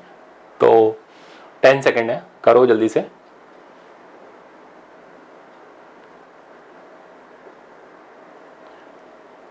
अब मैं स्टार्ट कर रहा हूं, देखो। तो वीटी ग्राफ बनाते हैं। तो बलून ग्राउंड से उड़ा, एक्सेलरेशन हमें दे रखा है 1.25 metre per second square. After time of 8 second stone को ड्रॉप किया, ठीक है ना। तो पहले v निकाल लो, वो हो गया a into t, that means 10 metre per second. अब स्टोन क्या होगा, 10 मीटर पर सेकंड की वेलोसिटी से पहले ऊपर जाएगा फ्रीली अंडर ग्रेविटी, रिटार्ड होते हुए, और फिर जाकर के जमीन पर टकराएगा, ठीक है ना। तो पहले हमें t2 निकालना पड़ेगा। तो t2 की वैल्यू यहां से हो गई, जैसे a हो गया v बाई टी, तो t2 हो गया v बाई ए, तो ये आ गया हमारे पास 1 सेकंड, ठीक है ना। अच्छा, तो यहां से लेके यहां तक का टाइम ये 9 सेकंड, तो 8 सेकंड बाद तो स्टोन छोड़ा गया और उसको 1 सेकंड और लगा मैक्सिमम हाइट तक पहुंचने में। अब वहां से वो नीचे आ रहा है, तो t3 टाइम लग रहा है मैक्सिमम हाइट से नीचे आने में, और v3 उसकी फाइनल स्पीड है। ओके, अब t3 और v3 तो भाई तभी निकलेगा जब आप दोनों तरफ कंपेयर करो, जितना ऊपर गया उतना नीचे आया, दैट मींस डिस्प्लेसमेंट दोनों के हम इक्वेट करेंगे, और दूसरा स्लोप बराबर करेंगे। तो a की वैल्यू हो गई 10, वो हम यहाँ पर इक्वेट करेंगे। तो पहले स्लोप ले लेते हैं। तो 10 equals to v3 by t3, ये हमारी फर्स्ट इक्वेशन हो गई। तो v3 इक्वल्स टू 10 t3, ठीक है। अब दूसरा एरिया बराबर कर देते हैं। तो पॉजिटिव एरिया हो गया half base into height equals to negative area हो गया half v3 into t3, half half गया तो 90 इक्वल्स टू, अब v3 की वैल्यू यहाँ डाल दो, 10 t3 स्क्वायर, ये यहां से गया, t3 की वैल्यू हमारे पास आ गई 3 सेकंड, ठीक है। तो t3 हमारे पास 3 सेकंड आ गया। अब हमें क्या पता करना है, हमें पता करना है स्टोन को कितना टाइम लगा ग्राउंड पर पहुंचने में।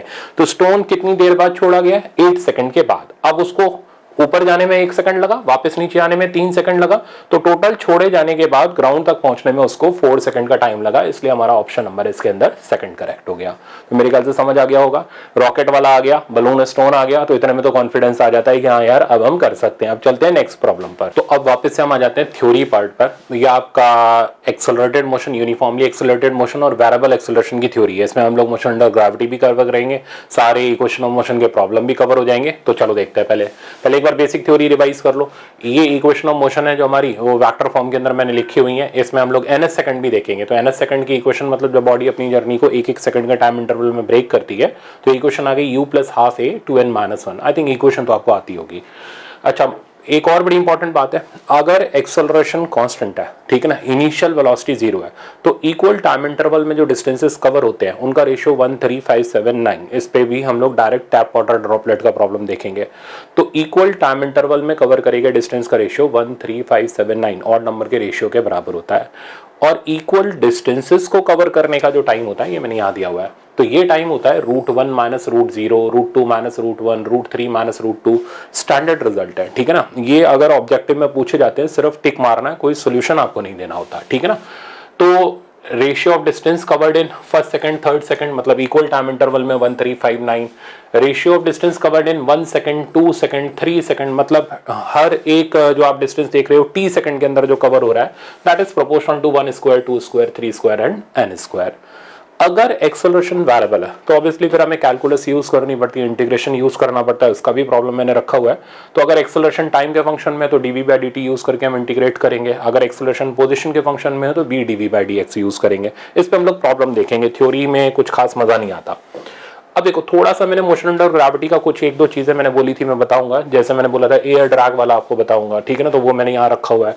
तो मोशन अंडर ग्रेविटी में कुछ छोटे छोटे रिजल्ट हमें पता होने चाहिए। अगर हमने बॉडी को u वेलोसिटी से प्रोजेक्ट किया है, तो अगर ये h की मैक्सिमम हाइट तक जाती है, तो u और h का रिलेशन होता है h equals to u square by 2g।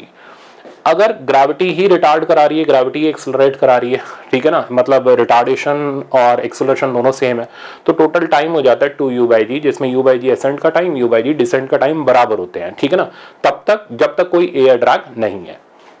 अगर एयर ड्रैग आता है तो एयर ड्रैग वेलोसिटी के अपोजिट एक्ट करता है। तो ये क्या करता है, वेलोसिटी के अपोजिट लगने से जी के साथ मिलकर के बॉडी को रिटार्ड कराता है, और यहाँ जी के अपोजिट में लग करके बॉडी के एक्सेलरेशन को कम करा देता है। तो एयर ड्रैग होने से रिटार्डेशन ज्यादा हो जाता है, एक्सेलरेशन कम हो जाता है, इसलिए एसेंट का टाइम डिसेंट के टाइम से कम होता है। पर बहुत से बच्चों को ये समझ नहीं आता, तो इसलिए आप ये रिजल्ट याद रख लो, time of ascent by time of descent का रेशियो होता है √g - a by √g + a। तो अब आप यहां से डायरेक्ट देख सकते हो, दिस इज लेस देन 1, तो डायरेक्ट प्रूव हो जा रहा है time of ascent is less than time of descent. तो आप यहां से कैलकुलेट कर सकते हो, बट एग्जाम में बहुत कम आपके में ये रेशियो पूछा जाएगा, बट फिर भी सेफ साइड पे रहते हुए आप इसे याद रख लो। एक और बड़ी इंपॉर्टेंट चीज है जिसपे न्यूमेरिकल मिलेंगे, सेम हाइट। तो हमने बॉडी को ऊपर प्रोजेक्ट किया, h हाइट पर बॉडी 2 बार पास करती है, t1 और t2 के टाइम पर, जाते वक्त और आते वक्त। तो अगर हम ये इक्वेशन सॉल्व करें, second equation s = ut + ½ at², एक ही जगह हम -g डाल रहे हैं, माइनस डाउनवर्ड डायरेक्शन को रिप्रेजेंट कर रहा है, तो ये बनती है क्वाड्रेटिक इक्वेशन। क्वाड्रेटिक के 2 रूट होते हैं, ठीक है ना, सम और प्रोडक्ट। तो अगर मैं इसका सम करूं तो t1 + t2 equals to -b/a, जहां -b का काम ये करेगा, डिवाइडेड बाय a का काम g करेगा, तो ये बन जाएगा 2u/g, बट 2u/g तो टोटल टाइम होता है। तो मतलब अगर एक बॉडी सेम हाइट को 2 बार क्रॉस कर रही है t1 और t2 के टाइम पर, तो दोनों टाइम का अगर हम सम कर दें तो हमें टोटल टाइम ऑफ फ्लाइट मिल जाता है। सिमिलरली अगर हम प्रोडक्ट ऑफ रूट देखें तो c/a होता है, और ये रिजल्ट बन जाएगा हमारा 2h/g, ठीक है ना। तो इससे हम उस हाइट को कैलकुलेट कर सकते हैं, इस पे भी एक अच्छा प्रॉब्लम आपको मिलेगा। अब मैं सीधे, और फ्री फॉल की इक्वेशन आप जानते ही हो, अगर बॉडी को रेस्ट से छोड़ा गया है तो h हाइट फॉल करेगी t टाइम में, तो h = ½ g/t², ये हमारा रिजल्ट हो जाएगा। सेकंड इक्वेशन से आप इसको लिख सकते हो। अब बेटा आते हैं हम प्रॉब्लम पर। तो सबसे पहले जो आपको ये प्रॉब्लम दे रखा है, इस प्रॉब्लम में आपने ये अच्छा प्रॉब्लम है, और इस प्रॉब्लम को कैलकुलेट करने के लिए आपको टाइम लगेगा 1 मिनट 15 सेकंड। तो मैं आपको 1 मिनट 15 सेकंड का टाइम दे रहा हूं, इसमें लगेगा कैलकुलेशन में टाइम, ठीक है ना। पहले आप स्टार्ट करो, फिर मैं आगे बताता हूं।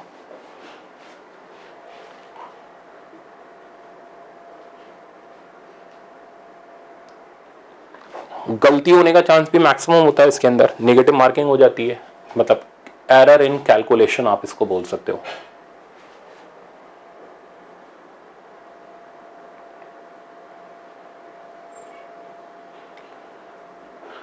हिंट चाहिए जिन बच्चों का स्टार्ट नहीं हो रहा, तो हिंट बस इतनी है कि ये 2 इक्वेशन बनाओ, ठीक है ना, और उन दोनों से पहले u और a की वैल्यू निकालो, फिर थर्ड को सॉल्व करो। तो इसलिए इसमें थोड़ा सा टाइम लग जाता है। एटलीस्ट u और a तो आप निकालो, 2 इक्वेशन 2 अननोन बना करके।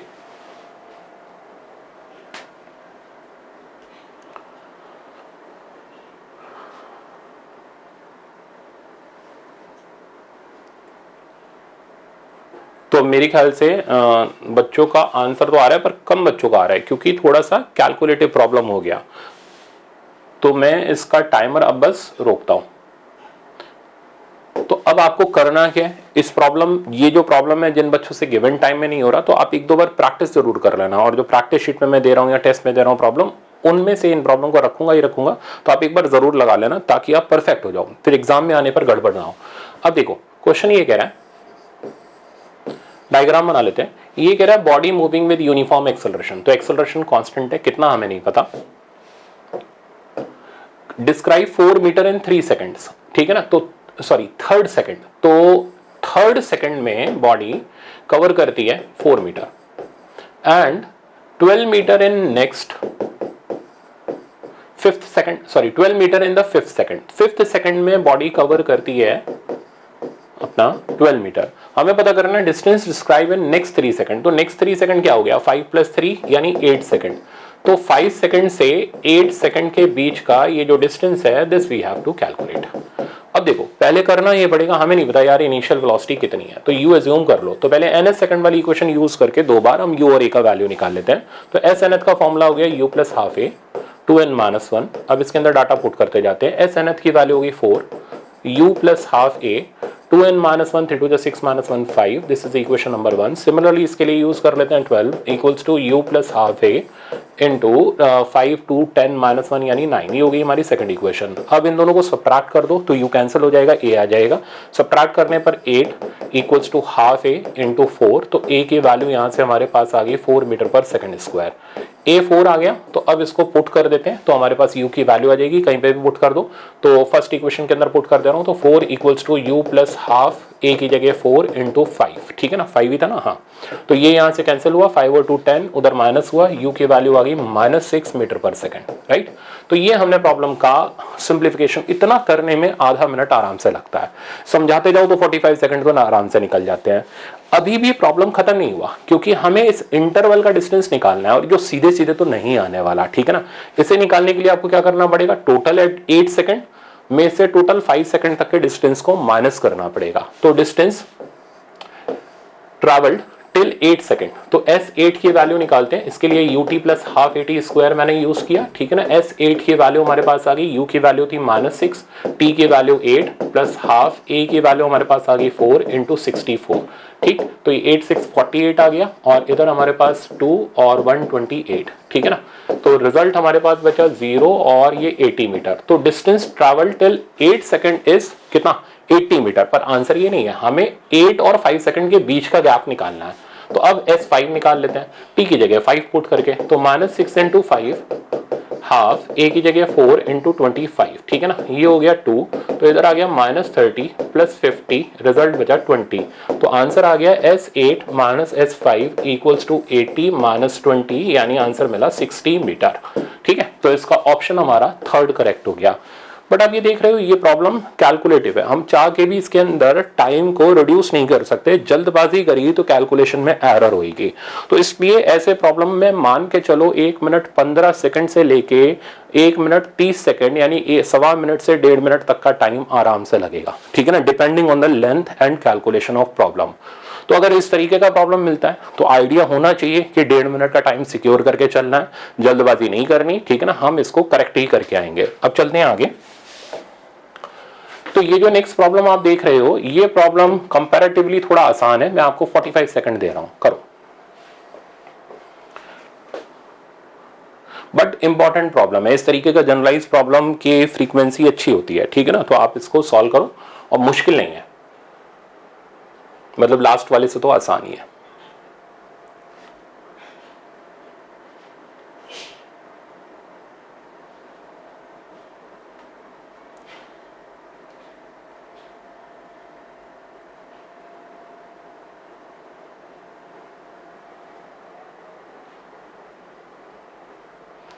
आई थिंक आ गया है बहुत से बच्चों का आंसर ये, और 30 सेकंड तक में आ ही जाता है जनरली, इतना लेंदी ये है नहीं। तो मैं अब टाइमर रोकने जा रहा हूं। तो प्रॉब्लम ये कह रहा है, कार स्टार्ट्स फ्रॉम रेस्ट। तो एक कार रेस्ट से स्टार्ट होती है, ठीक है ना, विद कांस्टेंट एक्सेलरेशन, एक्सेलरेशन उसका कांस्टेंट है, हम ए ले लेते हैं। The ratio of the distance covered in nth second, तो nth सेकंड कहां से कहां तक का हुआ, n-1 से n तक का। तो s nth इक्वेशन लगा लो, u 0 है तो हाफ a 2n-1, ठीक है। इस to distance covered in n seconds, तो n सेकंड क्या हो गया, 0 से लेकर के n तक का टाइम इंटरवल हो गया, ये हो गया हमारा पूरा n सेकंड। तो sn की वैल्यू लिखेंगे, u अगेन 0 है, तो अब equation ut plus half at square use करोगे तो हाफ a t स्क्वायर आ गया n स्क्वायर। अब हमें दोनों का रेशियो लेना है, तो snth बाय sn का रेशियो बहुत आसान हो गया, हाफ a उड़ गया, तो 2n-1 बाय में n स्क्वायर, सेपरेट करा 2/n-1/n स्क्वायर। ऑप्शन चेक कर लो, 2/n-1/n square, third option correct है। तो मेरे ख्याल से बहुत से बच्चों का आ गया था। तो आपने देख लिया ये प्रॉब्लम लेंदी नहीं था, क्योंकि इसमें कुछ नहीं करना, तो सिर्फ 2 इक्वेशन बना के रेशियो लेके काम खत्म। नेक्स्ट प्रॉब्लम पर आते हैं।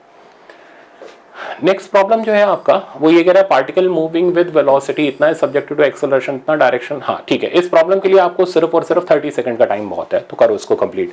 ये वेक्टर फॉर्म के ऊपर बेस्ड है, ऐसा प्रॉब्लम आपके AIEEE में आ चुका है, AIPMT में आ चुका है, सॉरी, और AIEEE में भी आ चुका है।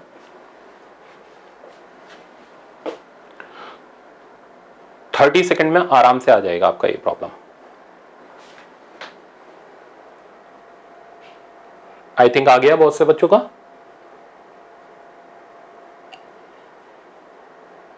तो मैं इसको रोक रहा हूं। देखो कैसे करेंगे, ये कह रहा है particle moves with velocity 4 metre per second is subjected to an acceleration of इतना for 2 second in a direction at right angle. तो वेलोसिटी के परपेंडिकुलर डायरेक्शन में एक्सेलरेशन लगाया गया, तो वेलोसिटी इधर ले लेते हैं 4 मीटर पर सेकंड, एक्सेलरेशन इसके परपेंडिकुलर ले लिया 1.5 मीटर पर सेकंड स्क्वायर। अब क्योंकि दोनों अलग अलग डायरेक्शन में, वेक्टर के बिना हमारा काम नहीं चलेगा, तो इनिशियल वेलोसिटी हो गई 4i कैप, एक्सेलरेशन वेक्टर को ले लो बेटा आप 1.5 j कैप, ठीक है ना। अब हमें पता करनी है मैग्नीट्यूड ऑफ रिजल्टेंट वेलोसिटी, तो आफ्टर 2 सेकंड तो u plus at, first equation vector form में हमने लगा दी, तो v वेक्टर u वेक्टर की जगह आ गया 4i कैप, और टाइम हमें कितना दे रखा है 2 सेकंड, तो ये बन गया 3j कैप, तो इसका मैग्नीट्यूड हो गया 5। तो बहुत आराम से खत्म किया जा सकता था 30 सेकंड में, तो ऑप्शन नंबर सेकंड इसका करेक्ट आंसर है। नेक्स्ट प्रॉब्लम पर आते हैं। अब ये जो प्रॉब्लम आपको दे रखा है ये अच्छा प्रॉब्लम है, और इस प्रॉब्लम में आपको लगेगा तकरीबन 1 मिनट करो, तो 1 मिनट का टाइम इस जनरली मोशन अंडर ग्रेविटी के प्रॉब्लम में लग जाता है, ठीक है ना। अच्छे से करना, गलती नहीं होनी चाहिए।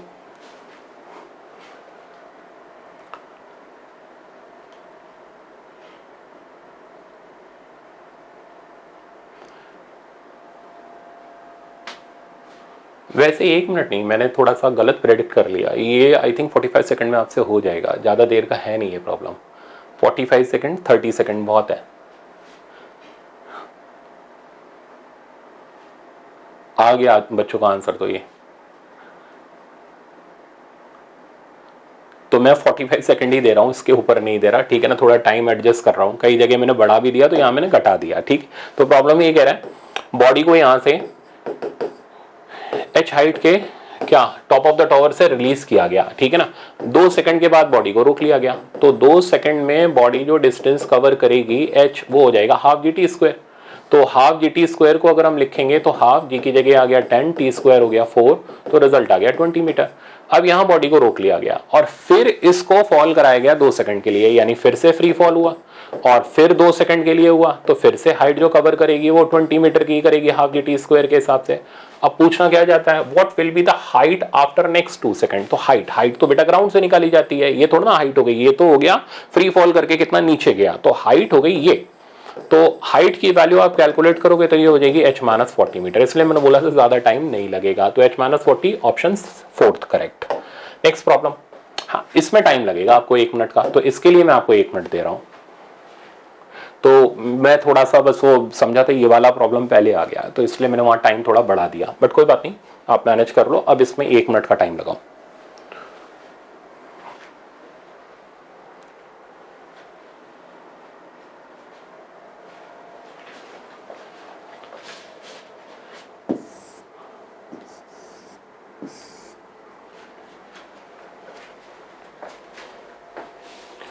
ये लेंदी नहीं है, बट मोशन अंडर ग्रेविटी में इस तरीके का प्रॉब्लम हमको जरूर आना चाहिए।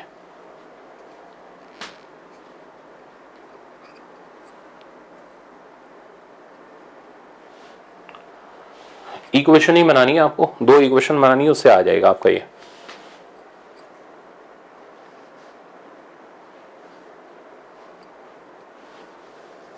तो मैं स्टार्ट करता हूं इसको। मेरे ख्याल से कुछ बच्चों को इसमें कंफ्यूजन है, ठीक है ना, कि कैसे करेंगे, क्या तरीका रहेगा हमारा। तो डरने की जरूरत नहीं है, स्टैंडर्ड प्रॉब्लम्स में से एक है, आपको जरूर आना चाहिए। देखो अगर आपने नहीं सीखा तो आप प्रैक्टिस शीट में या टेस्ट सीरीज में से लगा लेना जरूर, इसको मैं सिखा रहा हूं ये। तो पार्टिकल को हमने ड्रॉप किया, ठीक है ना, ये बोला it covers a distance 7x in last second of its journey, तो आखिरी सेकंड, ठीक है ना। तो मान लो टोटल टाइम t लगता है, तो आखिरी सेकंड हो गया t-1 से लेकर के t तक का टाइम, इसमें कवर करता है 7x का distance, okay. Where x is the distance covered in first second, तो फर्स्ट सेकंड कहां से कहां तक का हो गया, t = 0 से लेकर t = 1 सेकंड तक का, तो इसमें कवर करता है x का डिस्टेंस। तो x को तो हम लिख सकते हैं हाफ जी टी स्क्वायर से, t स्क्वायर की जगह 1 आ गया, यानी x हो गया 5 मीटर। समझ आ गया इतना। तो ये हो गया 7x, तो दैट मींस ये हो गया 35 मीटर। अब मुद्दे पे आते हैं, करना क्या, how much time does it take to reach the ground, यानी हमें कैपिटल T का वैल्यू निकालना है। अब कैसे करेंगे वो सुनो, ठीक है, ध्यान देना। मैं ये दूसरी बार डायग्राम आपके लिए बना रहा हूं, नहीं मेरे को जरूरत नहीं है। ये लास्ट के 1 सेकंड में 35 मीटर फॉल कर रहा है, यहां से हमने इसको रिलीज किया था। देखो ये जो नीचे फॉल किया है, दिस इज h-35, ठीक है, ये हो गया h-35, ये टोटल हमारे पास h हो गया। h हाइट कवर करने के लिए t time, h minus 35 cover करने के लिए t माइनस 1 का टाइम। दोनों ही फ्री फॉल है क्योंकि u दोनों के लिए ही 0 है, तो दोनों की equation half G T square वाली लग जाएगी। तो इसके लिए लगी h equals to half G T square, और ये होगी फर्स्ट इक्वेशन। दूसरी होगी h minus 35 equals to half ji t minus 1 का होल स्क्वायर। अब इसमें डरना नहीं है, कोई क्वाड्रेटिक इक्वेशन नहीं बनती, ठीक है ना। h की वैल्यू को हम इधर डाल देते हैं, तो half G T square minus 35 half G, bracket open कर लो, T square plus 1 minus 2t, half G हो गया 5 पूरी इक्वेशन से कैंसिल आउट कर दो डिवाइड करके, तो t square minus 7 equals to t square plus 1 minus 2t। अब देखो टी स्क्वायर गया 7 और 1 8, तो 2t इक्वल्स टू हो गया 8, t इक्वल्स टू 4 सेकेंड। तो ग्राउंड तक पहुंचने में जो टोटल टाइम t लगा, that total time t is 4 second. अब आप हाइट ऑफ टावर भी निकाल सकते हो, h equals to half G T square लगा के वो 80 मीटर आ जाएगी। फिलहाल हमसे टाइम पूछा है तो ऑप्शन इसका सेकंड करेक्ट। तो अगेन लेंथी नहीं था, बट 2-3 चीजें मिक्स करके मैंने बनाया था। ऐसा मैंने लास्ट फेज 1 में भी कराया था, उसमें लास्ट के 2 सेकंड में शायद वो वाला प्रॉब्लम कराया था। इस बार मैंने थोड़ा सा ट्विस्टिंग डाल दी प्रॉब्लम के अंदर, तो ऐसा प्रॉब्लम भी आप एक्सपेक्ट कर सकते हो कि आपके नीट एग्जाम के अंदर आ सकता है। नेक्स्ट हम लोग चलते हैं। नेक्स्ट आपका टैप वाटर ड्रॉपलेट है भैया। इसके लिए तो मैं आपको 30 सेकंड से ज्यादा दूंगा नहीं। अब आप कहोगे सर नहीं हमें इसमें 30 सेकंड भी नहीं चाहिए, हमें आता है, हम 20-25 सेकंड के अंदर कवर कर लेंगे, तो करो।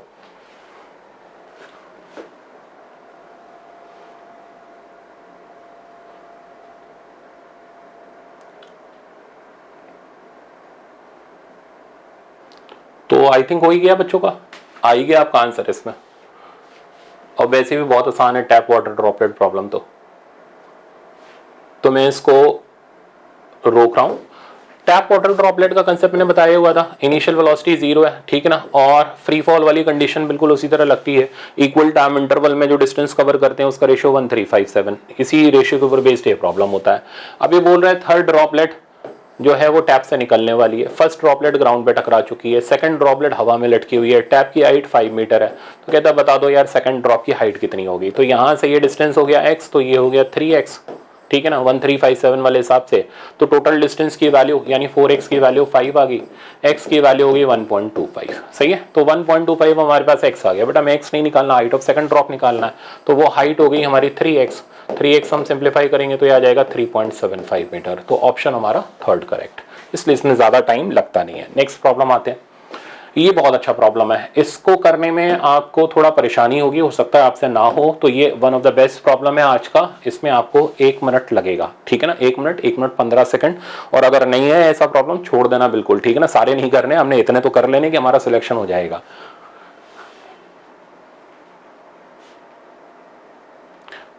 तो 1 मिनट का टाइम मैं आपको दे रहा हूं, अगर आ गया तो ठीक है, नहीं आया तो मैं कराता हूं।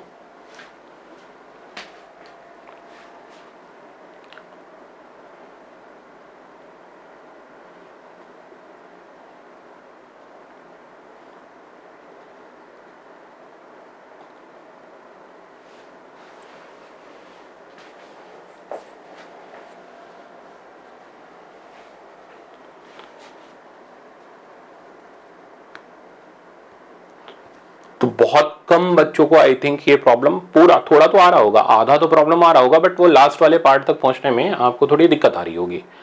तो मैं उसको बताता हूं अब कि इसमें क्या करना है, कैसे करना है। देखो ये अच्छा प्रॉब्लम इसलिए इसमें 2 कंसेप्ट एक साथ मैंने मिक्स कर दिए। हाफ द मैक्सिमम हाइट बहुत पूछा जाता है हमारे कंपटीशन में, इसलिए मैंने उसका भी कंसेप्ट इसके अंदर लगा दिया। तो अब ये सिचुएशन ऐसी है, हमने एक बॉडी को ऊपर फेंका, ठीक है, और मैंने अभी अभी बताया था थ्योरी पार्ट में कि ये एक पॉइंट को क्रॉस करते हुए जाती है और उसको 2 बार क्रॉस करती है, at time t1 and time t2, सही है ना। और फिर हमने क्वाड्रेटिक बनाई थी और इस हाइट को भी निकाल लिया था, और हमने क्वाड्रेटिक के दोनों रूट देख लिए थे। तो मैं डायरेक्ट लिख ले रहा हूं, t1 प्लस t2 2u/g था, और t1 t2 का प्रोडक्ट, ठीक है ना, 2h/g था। h मैक्सिमम हाइट नहीं है, h ये वाली हाइट है। तो ये वही क्वाड्रेटिक इक्वेशन का मैंने यहाँ यूज कर लिया। अब देखो, इसलिए मैं बोला था इस पे प्रॉब्लम अच्छा मिलेगा आपको, तो यही वही प्रॉब्लम है। यहाँ से बेटा हमारे पास u का वैल्यू आ गया हाफ जी t1 प्लस t2, ठीक है, तो हमने u निकाल लिया। ओके, अब ये कहता है u मत बताओ, हाफ द मैक्सिमम हाइट पर वेलोसिटी बताओ। अब ये नया पंगा पड़ गया। अब अगर u वेलोसिटी से फेंको और मैक्सिमम हाइट h की हो, तो h का वैल्यू आप जानते ही हो, u² बाई 2g होता है। ये मैक्सिमम हाइट और u के बीच का रिलेशन हो गया। वो कहता है वेलोसिटी बताओ हाफ द मैक्सिमम हाइट पर। चलो करते हैं।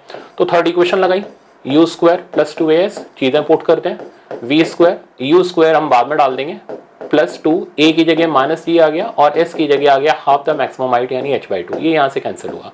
तो वी स्क्वायर की वैल्यू आ गई you square minus ji H की वैल्यू यहां से उठा के डाल दो, तो वी स्क्वायर की वैल्यू आ गई you square minus u square by 2 यानी वी की वैल्यू आ गई यू बाय रूट 2। तो हाफ द मैक्सिमम हाइट पर वेलोसिटी इनिशियल वेलोसिटी का 1/√2 टाइम्स होती है। जिनको ये पता है उनको ये थर्ड स्टेप लगाने की जरूरत नहीं है, फिर बहुत कम लोगों को पता होती है क्योंकि बहुत सारी चीजें पढ़नी है, सब थोड़ा ना हमें याद रह जाता है। कोई बात नहीं, इक्वेशन हमने कैलकुलेट कर लिया, यू हमें ऑलरेडी पता था, इसको यहाँ पुट कर देते हैं। तो velocity at half the maximum height आ गई g/2√2, ठीक है, टाइम्स t1 प्लस t2। तो ये इस क्वेश्चन में थोड़ा सा नया था, नया ट्विस्ट था, इसलिए मैंने इसको इस्तेमाल करवाया। तो g/2√2 times t1 plus t2 option second correct. तो आप इसको वापस से एक बार जरूर कर लेना, ठीक है ना, ताकि आप परफेक्ट हो जाओ। नेक्स्ट प्रॉब्लम पर आते हैं। नेक्स्ट है आपका ये वेरिएबल एक्सेलरेशन का प्रॉब्लम है, ज्यादा देर का नहीं है, सिर्फ 45 सेकंड आपको इसके अंदर मिलेगा, उतनी देर में आप आराम से कर लोगे। वेरिएबल एक्सेलरेशन नीट में तो बहुत कम आता है, वैसे एम्स में आता था, इसलिए मैंने थोड़ा सेफ साइड पे रखते हुए रख दिया, बट चांसेस कम है आपके में आए।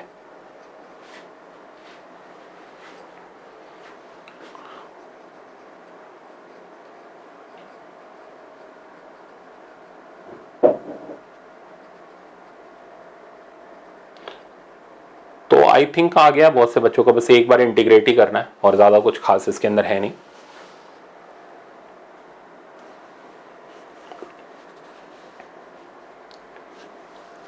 तो मैं अब इसको स्टार्ट कर रहा हूं, ठीक है। इसका करेक्ट आंसर है 2। तो रोकते हैं इसको। तो एक्सेलरेशन दे रखा है ए टी के बराबर, इनिशियल वेलोसिटी हमें यू दे रखी है, फाइनल वेलोसिटी निकालनी, क्योंकि एक्सेलरेशन टाइम डिपेंडेंट है तो डायरेक्ट तो आएगा नहीं, इक्वेशन ऑफ मोशन से हमें इंटीग्रेट करना पड़ेगा। तो dv by dt at, dv equals to at dt, और इसको इंटीग्रेट कर दिया 0 से t तक, इनिशियल u से फाइनल v तक। तो इधर का इंटीग्रेशन तो हो गया v minus you, right side पे बचा हमारे पास at स्क्वायर बाई 2, तो v की वैल्यू हमारे पास आ गई u plus half at square. सही है। तो अब आप इक्वेशन मैच कर लो, इसके हिसाब से हमारा सेकंड ऑप्शन करेक्ट हो गया। चाहिए तो पोजीशन की इक्वेशन भी निकाल लो एक बार, क्योंकि वो भी पूछेगा ही पूछेगा। तो v को आप dx बाई dt डाल के इंटीग्रेट कर लोगे, इक्वेशन बन जाएगी ut, ठीक है ना, प्लस 1/6 at क्यूब। तो वो भी इक्वेशन आप जरूर एक बार कैलकुलेट कर लेना। तो ये सिंपल सा था, चलते हैं आगे। अब फिर से थोड़ा सा थ्योरी आती है, तो ग्राफिकल पार्ट आता है, मजेदार है, ठीक है ना। ग्राफ का सवाल तो हमें आना भी चाहिए और मैंने रखे भी कई सारे ग्राफ हैं। देखो एक बार वापस से आपको ग्राफ रिवाइज करा देते हैं। ये मैंने वर्क पावर एनर्जी में बताया था कि अगर कोई ग्राफ का मुंह ऊपर की तरफ खुल रहा है, याद आया पोटेंशियल एनर्जी में मिनिमम मैक्सिमम वाला, तो उसका डबल डिफरेंशिएशन पॉजिटिव होता है, नीचे खोल रहा है तो उसका डबल डिफरेंशिएशन नेगेटिव होता है। तो अगर हमारे पास एक्सटी ग्राफ है, ओपनिंग अपवर्ड ऊपर की तरफ है, यूं करके स्माइली कर्व बोल लो इसको, ठीक है ना। तो ऐसे करके आप याद कर लो, ये स्माइली कर्व है, स्माइल, ठीक है ना। तो अगर कोई ग्राफ का मुंह ऊपर की तरफ खोल रहा है तो ऐसे में उसका डबल डिफरेंशिएशन, तो x का डबल डिफरेंशिएशन a होता है, एक्सेलरेशन नहीं बोला मैंने a बोला, तो a पॉजिटिव होगा। और a पॉजिटिव ये नहीं दिखाता कि एक्सेलरेशन है रिटार्डेशन है, उसके साथ वेलोसिटी भी चाहिए होती है। तो वेलोसिटी कैसे देखेंगे, ये जो डायग्राम देख रहे हो ना लास्ट ईयर वाले फेज 1 वाले हैं, तो मैंने वहां डिटेल से पढ़ाया ही था, वापस से वही चीज मैंने यहाँ पर उठा के एक बार रिवाइज करा देनी है। तो xt का जो स्लोप होता है, तो देखो स्लोप ऑफ xt कर्व में वेलोसिटी बताता है। तो मैंने क्या किया, टेंजेंट बनाई तो वेलोसिटी का साइन मिल गया। यहाँ की टेंजेंट हमारी ऑब्ट्यूस एंगल वाली है, वेलोसिटी नेगेटिव हो गई, a थ्रू आउट पॉजिटिव है यानी यहाँ रिटार्डेशन है, यहाँ पर डायरेक्शन चेंज हो रही है, यहाँ पर v भी पॉजिटिव है, a भी पॉजिटिव है, यानी यहाँ पर स्पीड अप हो रही है। तो अगर कोई ग्राफ ऊपर की तरफ ओपन कर रहा है तो a पॉजिटिव होगा, ठीक है ना। हमें a तो डायरेक्ट पता चल गया, v निकालने के लिए हम टेंजेंट बना के निकाल लेंगे। अब वेलोसिटी टाइम ग्राफ अगर हम बनाए तो वो नेगेटिव था, फिर 0 हुआ, फिर पॉजिटिव हुआ, मतलब टेंजेंट के स्लोप को प्लॉट करेंगे तो वो हमारे पास एक स्ट्रेट लाइन आ जाएगी। तो मैंने आपको लास्ट ईयर एक लिंक भी दिया था, पैराबोला, तो अगला स्ट्रेट लाइन, अगला कांस्टेंट, ठीक है ना, फिर 0। तो उसी लिंक को यहाँ पर हम फॉलो कर रहे हैं। तो upward parabola increasing line positive constant, downward parabola decreasing line negative constant. अब अगर एक्सटी ग्राफ स्ट्रेट लाइन है तो वेलोसिटी इसका स्लोप हो जाएगा, वेलोसिटी कांस्टेंट हो जाएगी, एक्सेलरेशन 0 हो जाएगा। डिक्रीजिंग स्ट्रेट लाइन है, नेगेटिव कांस्टेंट हो जाएगा, एक्सेलरेशन 0 हो जाएगा। यानी एक्सेलरेशन सिर्फ तब मिलेगा जब एक्सटी ग्राफ कर्व्ड होगा, ऊपर की तरफ मूव होगा तो पॉजिटिव एक्सेलरेशन, नीचे की तरफ मूव होगा तो नेगेटिव। बट स्पीड अप होगी या नेगेटिव स्पीड डाउन होगी वो हमें v और a का साइन लेने पे पता चलेगा। अब चलो हम लोग इस पे प्रॉब्लम देखते हैं, बट पहले आप ये थ्योरी देख लो एक बार। वीटी कर्व के अंदर, वीटी कर्व तो हमने अभी थोड़ी देर पहले भी देखा था जब रॉकेट वगैरह वाले देख रहे थे, तो वीटी कर्व का स्लोप हमें क्या दे देता है, ए के बारे में दे देता है, एक्सेलरेशन के बारे में इंफॉर्मेशन दे देता है, और उसका एरिया हमें डिस्प्लेसमेंट और डिस्टेंस बता देता है, ठीक है ना। अच्छा, इसी तरीके से वी एक्स कर्व जो था, ठीक है ना, इसका मैंने सवाल रखा हुआ है, वी एक्स कर्व का जो स्लोप होता है वो होता है डीवी बाई डी एक्स, तो जिसे अगर हम वी से मल्टीप्लाई करते हैं तो हमें एक्सेलरेशन मिल जाएगा। ये मैं खाली थ्योरी नहीं, आपको प्रॉब्लम में सिखाऊंगा। Area of eighty curve change in velocity बताता है, एरिया ऑफ वीटी कर्व हमें डिस्प्लेसमेंट बताता है। ए एक्स कर्व जो होता है, ये मैंने लास्ट ईयर बताया था, ये होता है v square minus u square by 2। V square x graph का स्लोप होता है ट्वाइस ऑफ एक्सेलरेशन, इस पे भी आपको आज प्रॉब्लम मिलेगा। तो ये हमारे स्टैंडर्ड ग्राफ के रिजल्ट्स होते हैं जो कि आपको लास्ट मोमेंट पे पता होने चाहिए, ठीक है ना। अब हम आते हैं प्रॉब्लम पर। तो आप देख रहे हो पहला ग्राफिकल प्रॉब्लम, ये मैंने आपके लिए छोड़ा, और ग्राफ का ही है तो मैं इसमें 30 सेकंड से ज्यादा तो यार देने नहीं वाला, तो आपको सिर्फ 30 सेकंड, बट आपको कोशिश करनी है 20 सेकंड के अंदर अंदर इस प्रॉब्लम को सिंप्लीफाई करने की। कुछ नहीं, बहुत आसान है, आराम से हो जाएगा। तो आपको मैंने 30 सेकंड दिया, लो आ गया आंसर बहुत से बच्चों का, ठीक है। तो कुछ नहीं करना, पता है तो ऐसे ही उड़ाते हैं प्रॉब्लम, नहीं पता तो बैठे रह जाओ 5 मिनट, ठीक है। आ गया मेरे ख्याल से अब सबका, तो मैं इसको रोक ही देता हूं। देखो क्या कह रहा है, एक्सेलरेशन कहां जीरो होगा, तो जहां एक्सटी ग्राफ कर्व नहीं होगा, स्ट्रेट लाइन होगा, वहां एक्सेलरेशन जीरो होगा। तो ए से बी में एक्सेलरेशन जीरो, सी से डी में एक्सेलरेशन जीरो। यहां कैसा एक्सेलरेशन होगा, स्माइली है, ऊपर की तरफ खुल रहा है, तो ए पॉजिटिव होगा। यहां कैसा होगा, तो ये सैड कर्व है, इसको सैड कर्व बोल रहे हो, रो रहा है बेचारा, ठीक है ना, सैड है, तो यहाँ ए का साइन जो हो जाएगा वो नेगेटिव हो जाएगा। खैर इतना पूछा नहीं है, बट हमने सारा लपेट दिया।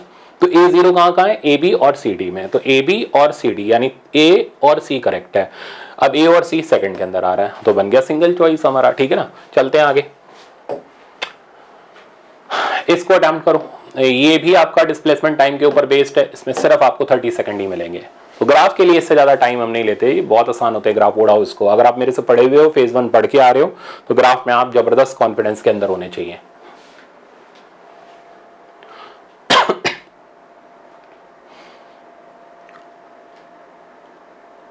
चारों ऑप्शन वेरीफाई कर लेना, ठीक है ना, कोई ये गारंटी नहीं है कि सिंगल चॉइस ही होगा। चारों ऑप्शन वेरीफाई, इसमें 6 सेकंड जो है ना बेटा, वो ये है, इसमें लिखा हुआ नहीं है तो मैं यहां लिख दूं, दिस इज 6 सेकंड, ठीक है। अब इसको रोकते हैं। तो ये बोल रहा है, पहला ऑप्शन कह रहा है the particle comes to rest 6 time, तो रेस्ट पर कहां पर होगा, जहां वेलोसिटी जीरो होगी, मतलब जहां स्लोप एक्स एक्सिस के, जहां टेंजेंट एक्स एक्सिस के पैरेलल होगी।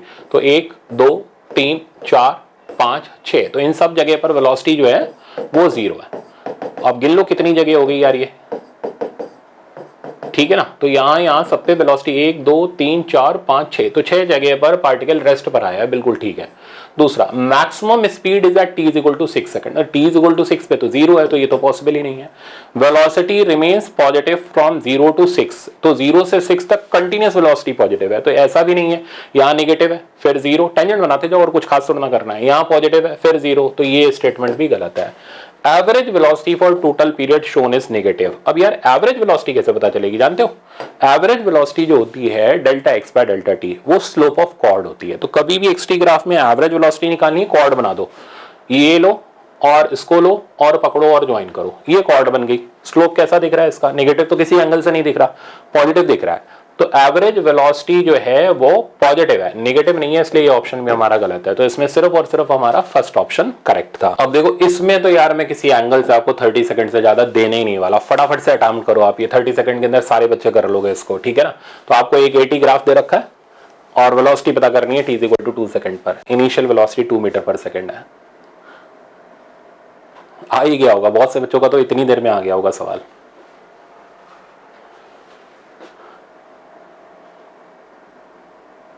तो मेरा हाथ ही नहीं रुक रहा, मैं सोच रहा हूं रोक ही दूं, ठीक है। अब मेरी बारी, तो अब हमें निकालना है फाइनल वेलोसिटी, तो हम इसका एरिया निकाल लेते हैं। एरिया वेलोसिटी नहीं, चेंज इन वेलोसिटी बताता है। तो इसका एरिया हो गया हाफ, बेस हो गया 2, हाइट हो गया 4 equals to v minus u. तो ये बचा हमारे पास 4 equals to v minus u. U कितना दे रखा है, 2 दे रखा है, तो v का वैल्यू आ गया 6 मीटर पर सेकेंड। तो ऑप्शन हमारा फर्स्ट करेक्ट हो गया। आगे देखते हैं, अच्छा, अब ये आता है बाउंसिंग वाला सवाल, ठीक है ना। अब ये अगर आपने पढ़ा हुआ है तो आप टिक कर दो, नहीं पढ़ा हुआ तो फिर आप खेलते रह जाओगे। तो इसमें आपको सिर्फ 30 सेकंड ही मिल रहे हैं, करो। ये ओरिजिनली आईआईटी का प्रॉब्लम है, जनरली लास्ट मोमेंट तक सब बच्चे पढ़ लेते हैं इसको।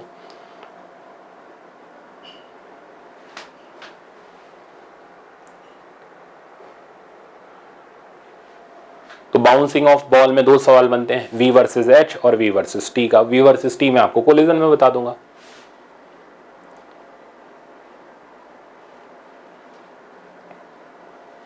तो मैं इसको रोक रहा हूं। देखो, इसको ऐसे करते हैं, इसकी इक्वेशन पहले सोच लो। अगर आपने एक बॉल को यहां से रिलीज किया कैपिटल एच हाइट से, ठीक है ना, वो नीचे गिरी, मान लो वाई डिस्टेंस नीचे गिरी, ठीक है ना, तो यहां पर ये हाइट बची एच माइनस वाई।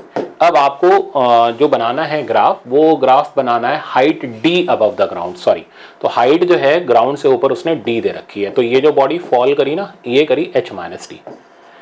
तो अब हम क्या करेंगे, इक्वेशन बना लेते हैं, ठीक है ना। यहाँ पर वेलोसिटी v ले लेते हैं। थर्ड इक्वेशन से देखोगे तो v square equal to u square plus 2a से सॉल्व करोगे तो u तो 0 हो जाएगा और v स्क्वायर की वैल्यू बचेगी 2a, s की जगह हमारे पास आ जाएगा a की जगह माइनस डी और s की जगह आ जाएगा माइनस का h माइनस डी। माइनस क्यों आया ये, क्योंकि इनिशियल ऊपर है, फाइनल नीचे है, तो इसलिए साइन डिस्प्लेसमेंट का नेगेटिव आ जाएगा। नेगेटिव नेगेटिव पॉजिटिव हो गया, तो वी स्क्वायर की वैल्यू आ गई 2gh माइनस 2gt।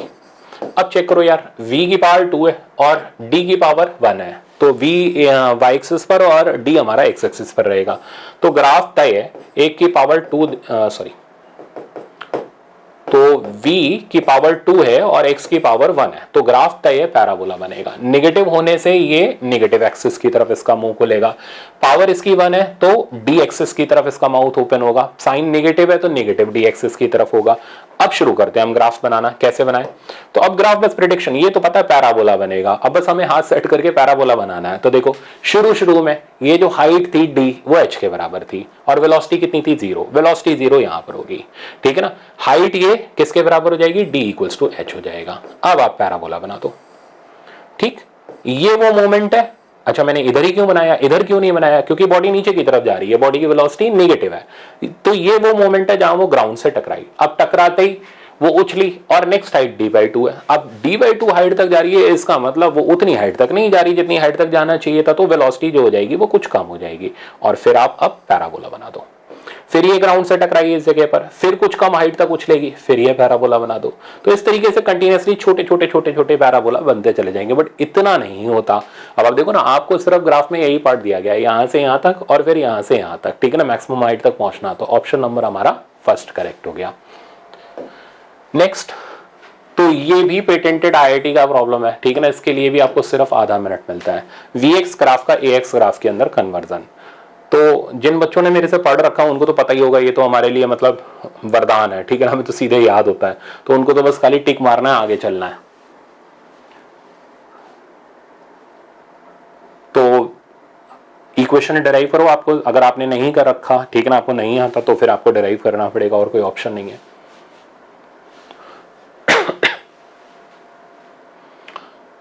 तो मैं इसको रोक रहा हूं और आप सीख लो, ये स्टैंडर्ड अपने आप में इकलौता प्रॉब्लम है, यही बार बार रिपीट होता है। देखो, वेलोसिटी x की इक्वेशन डिक्रीजिंग स्ट्रेट लाइन है, तो वो हो गई माइनस mx प्लस c। हमें a चाहिए, तो a होता है v dv/dx, ठीक है ना। dv/dx इसका स्लोप हो गया, जो कि ऑलरेडी नेगेटिव हो गया, तो पुट करते जाते हैं। v की इक्वेशन डाल दो, तो minus mx plus c times minus m, तो a की इक्वेशन आ गई प्लस का m² x माइनस का cm।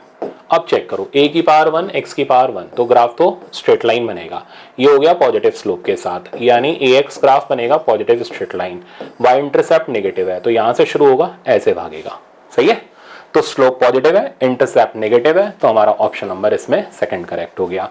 तो ये आपका टोटल काइनेमेटिक्स का सेक्शन था। अब पूरे लेक्चर की समरी क्या है, लेक्चर की समरी ये है कि हमें सिर्फ कुछ ऐसे प्रॉब्लम थे 2 से 3 जिनके अंदर हमें 1 मिनट से ऊपर का टाइम लग रहा था, हमें उनको वापस से प्रैक्टिस कर लेना है। बाकी सारे प्रॉब्लम हमारे लिए ऐसे हैं कि वो 45 सेकंड से 30 सेकंड के बीच में बहुत आराम से कंप्लीट हो सकते हैं, तो डरने की जरूरत अब आपको है नहीं, ठीक है ना। अच्छा, अब आज आप क्या करेंगे, आज आप प्रैक्टिस शीट के प्रॉब्लम लगाओगे, ठीक है ना, और जो आपके टेस्ट सीरीज के क्वेश्चन पोर्शन है वो जैसे ही मैं रिलेटिव और प्रोजेक्टाइल कंप्लीट करूंगा वैसे ही आपको इंपॉर्टेंट मार्क करा दूंगा, तो आप सारे एक साथ कवर कर लेना। तो अब हम लोग मिलेंगे नेक्स्ट लेक्चर के अंदर जो कि आपका रहेगा रिलेटिव और प्रोजेक्टाइल का। तब तक आप इसको प्रैक्टिस करो जबरदस्त तरीके से, और ये मत कहना काइनेमेटिक्स हार्ड है, ठीक है ना, आसान है। चलो मिलते हैं नेक्स्ट लेक्चर पर। Thank you so much.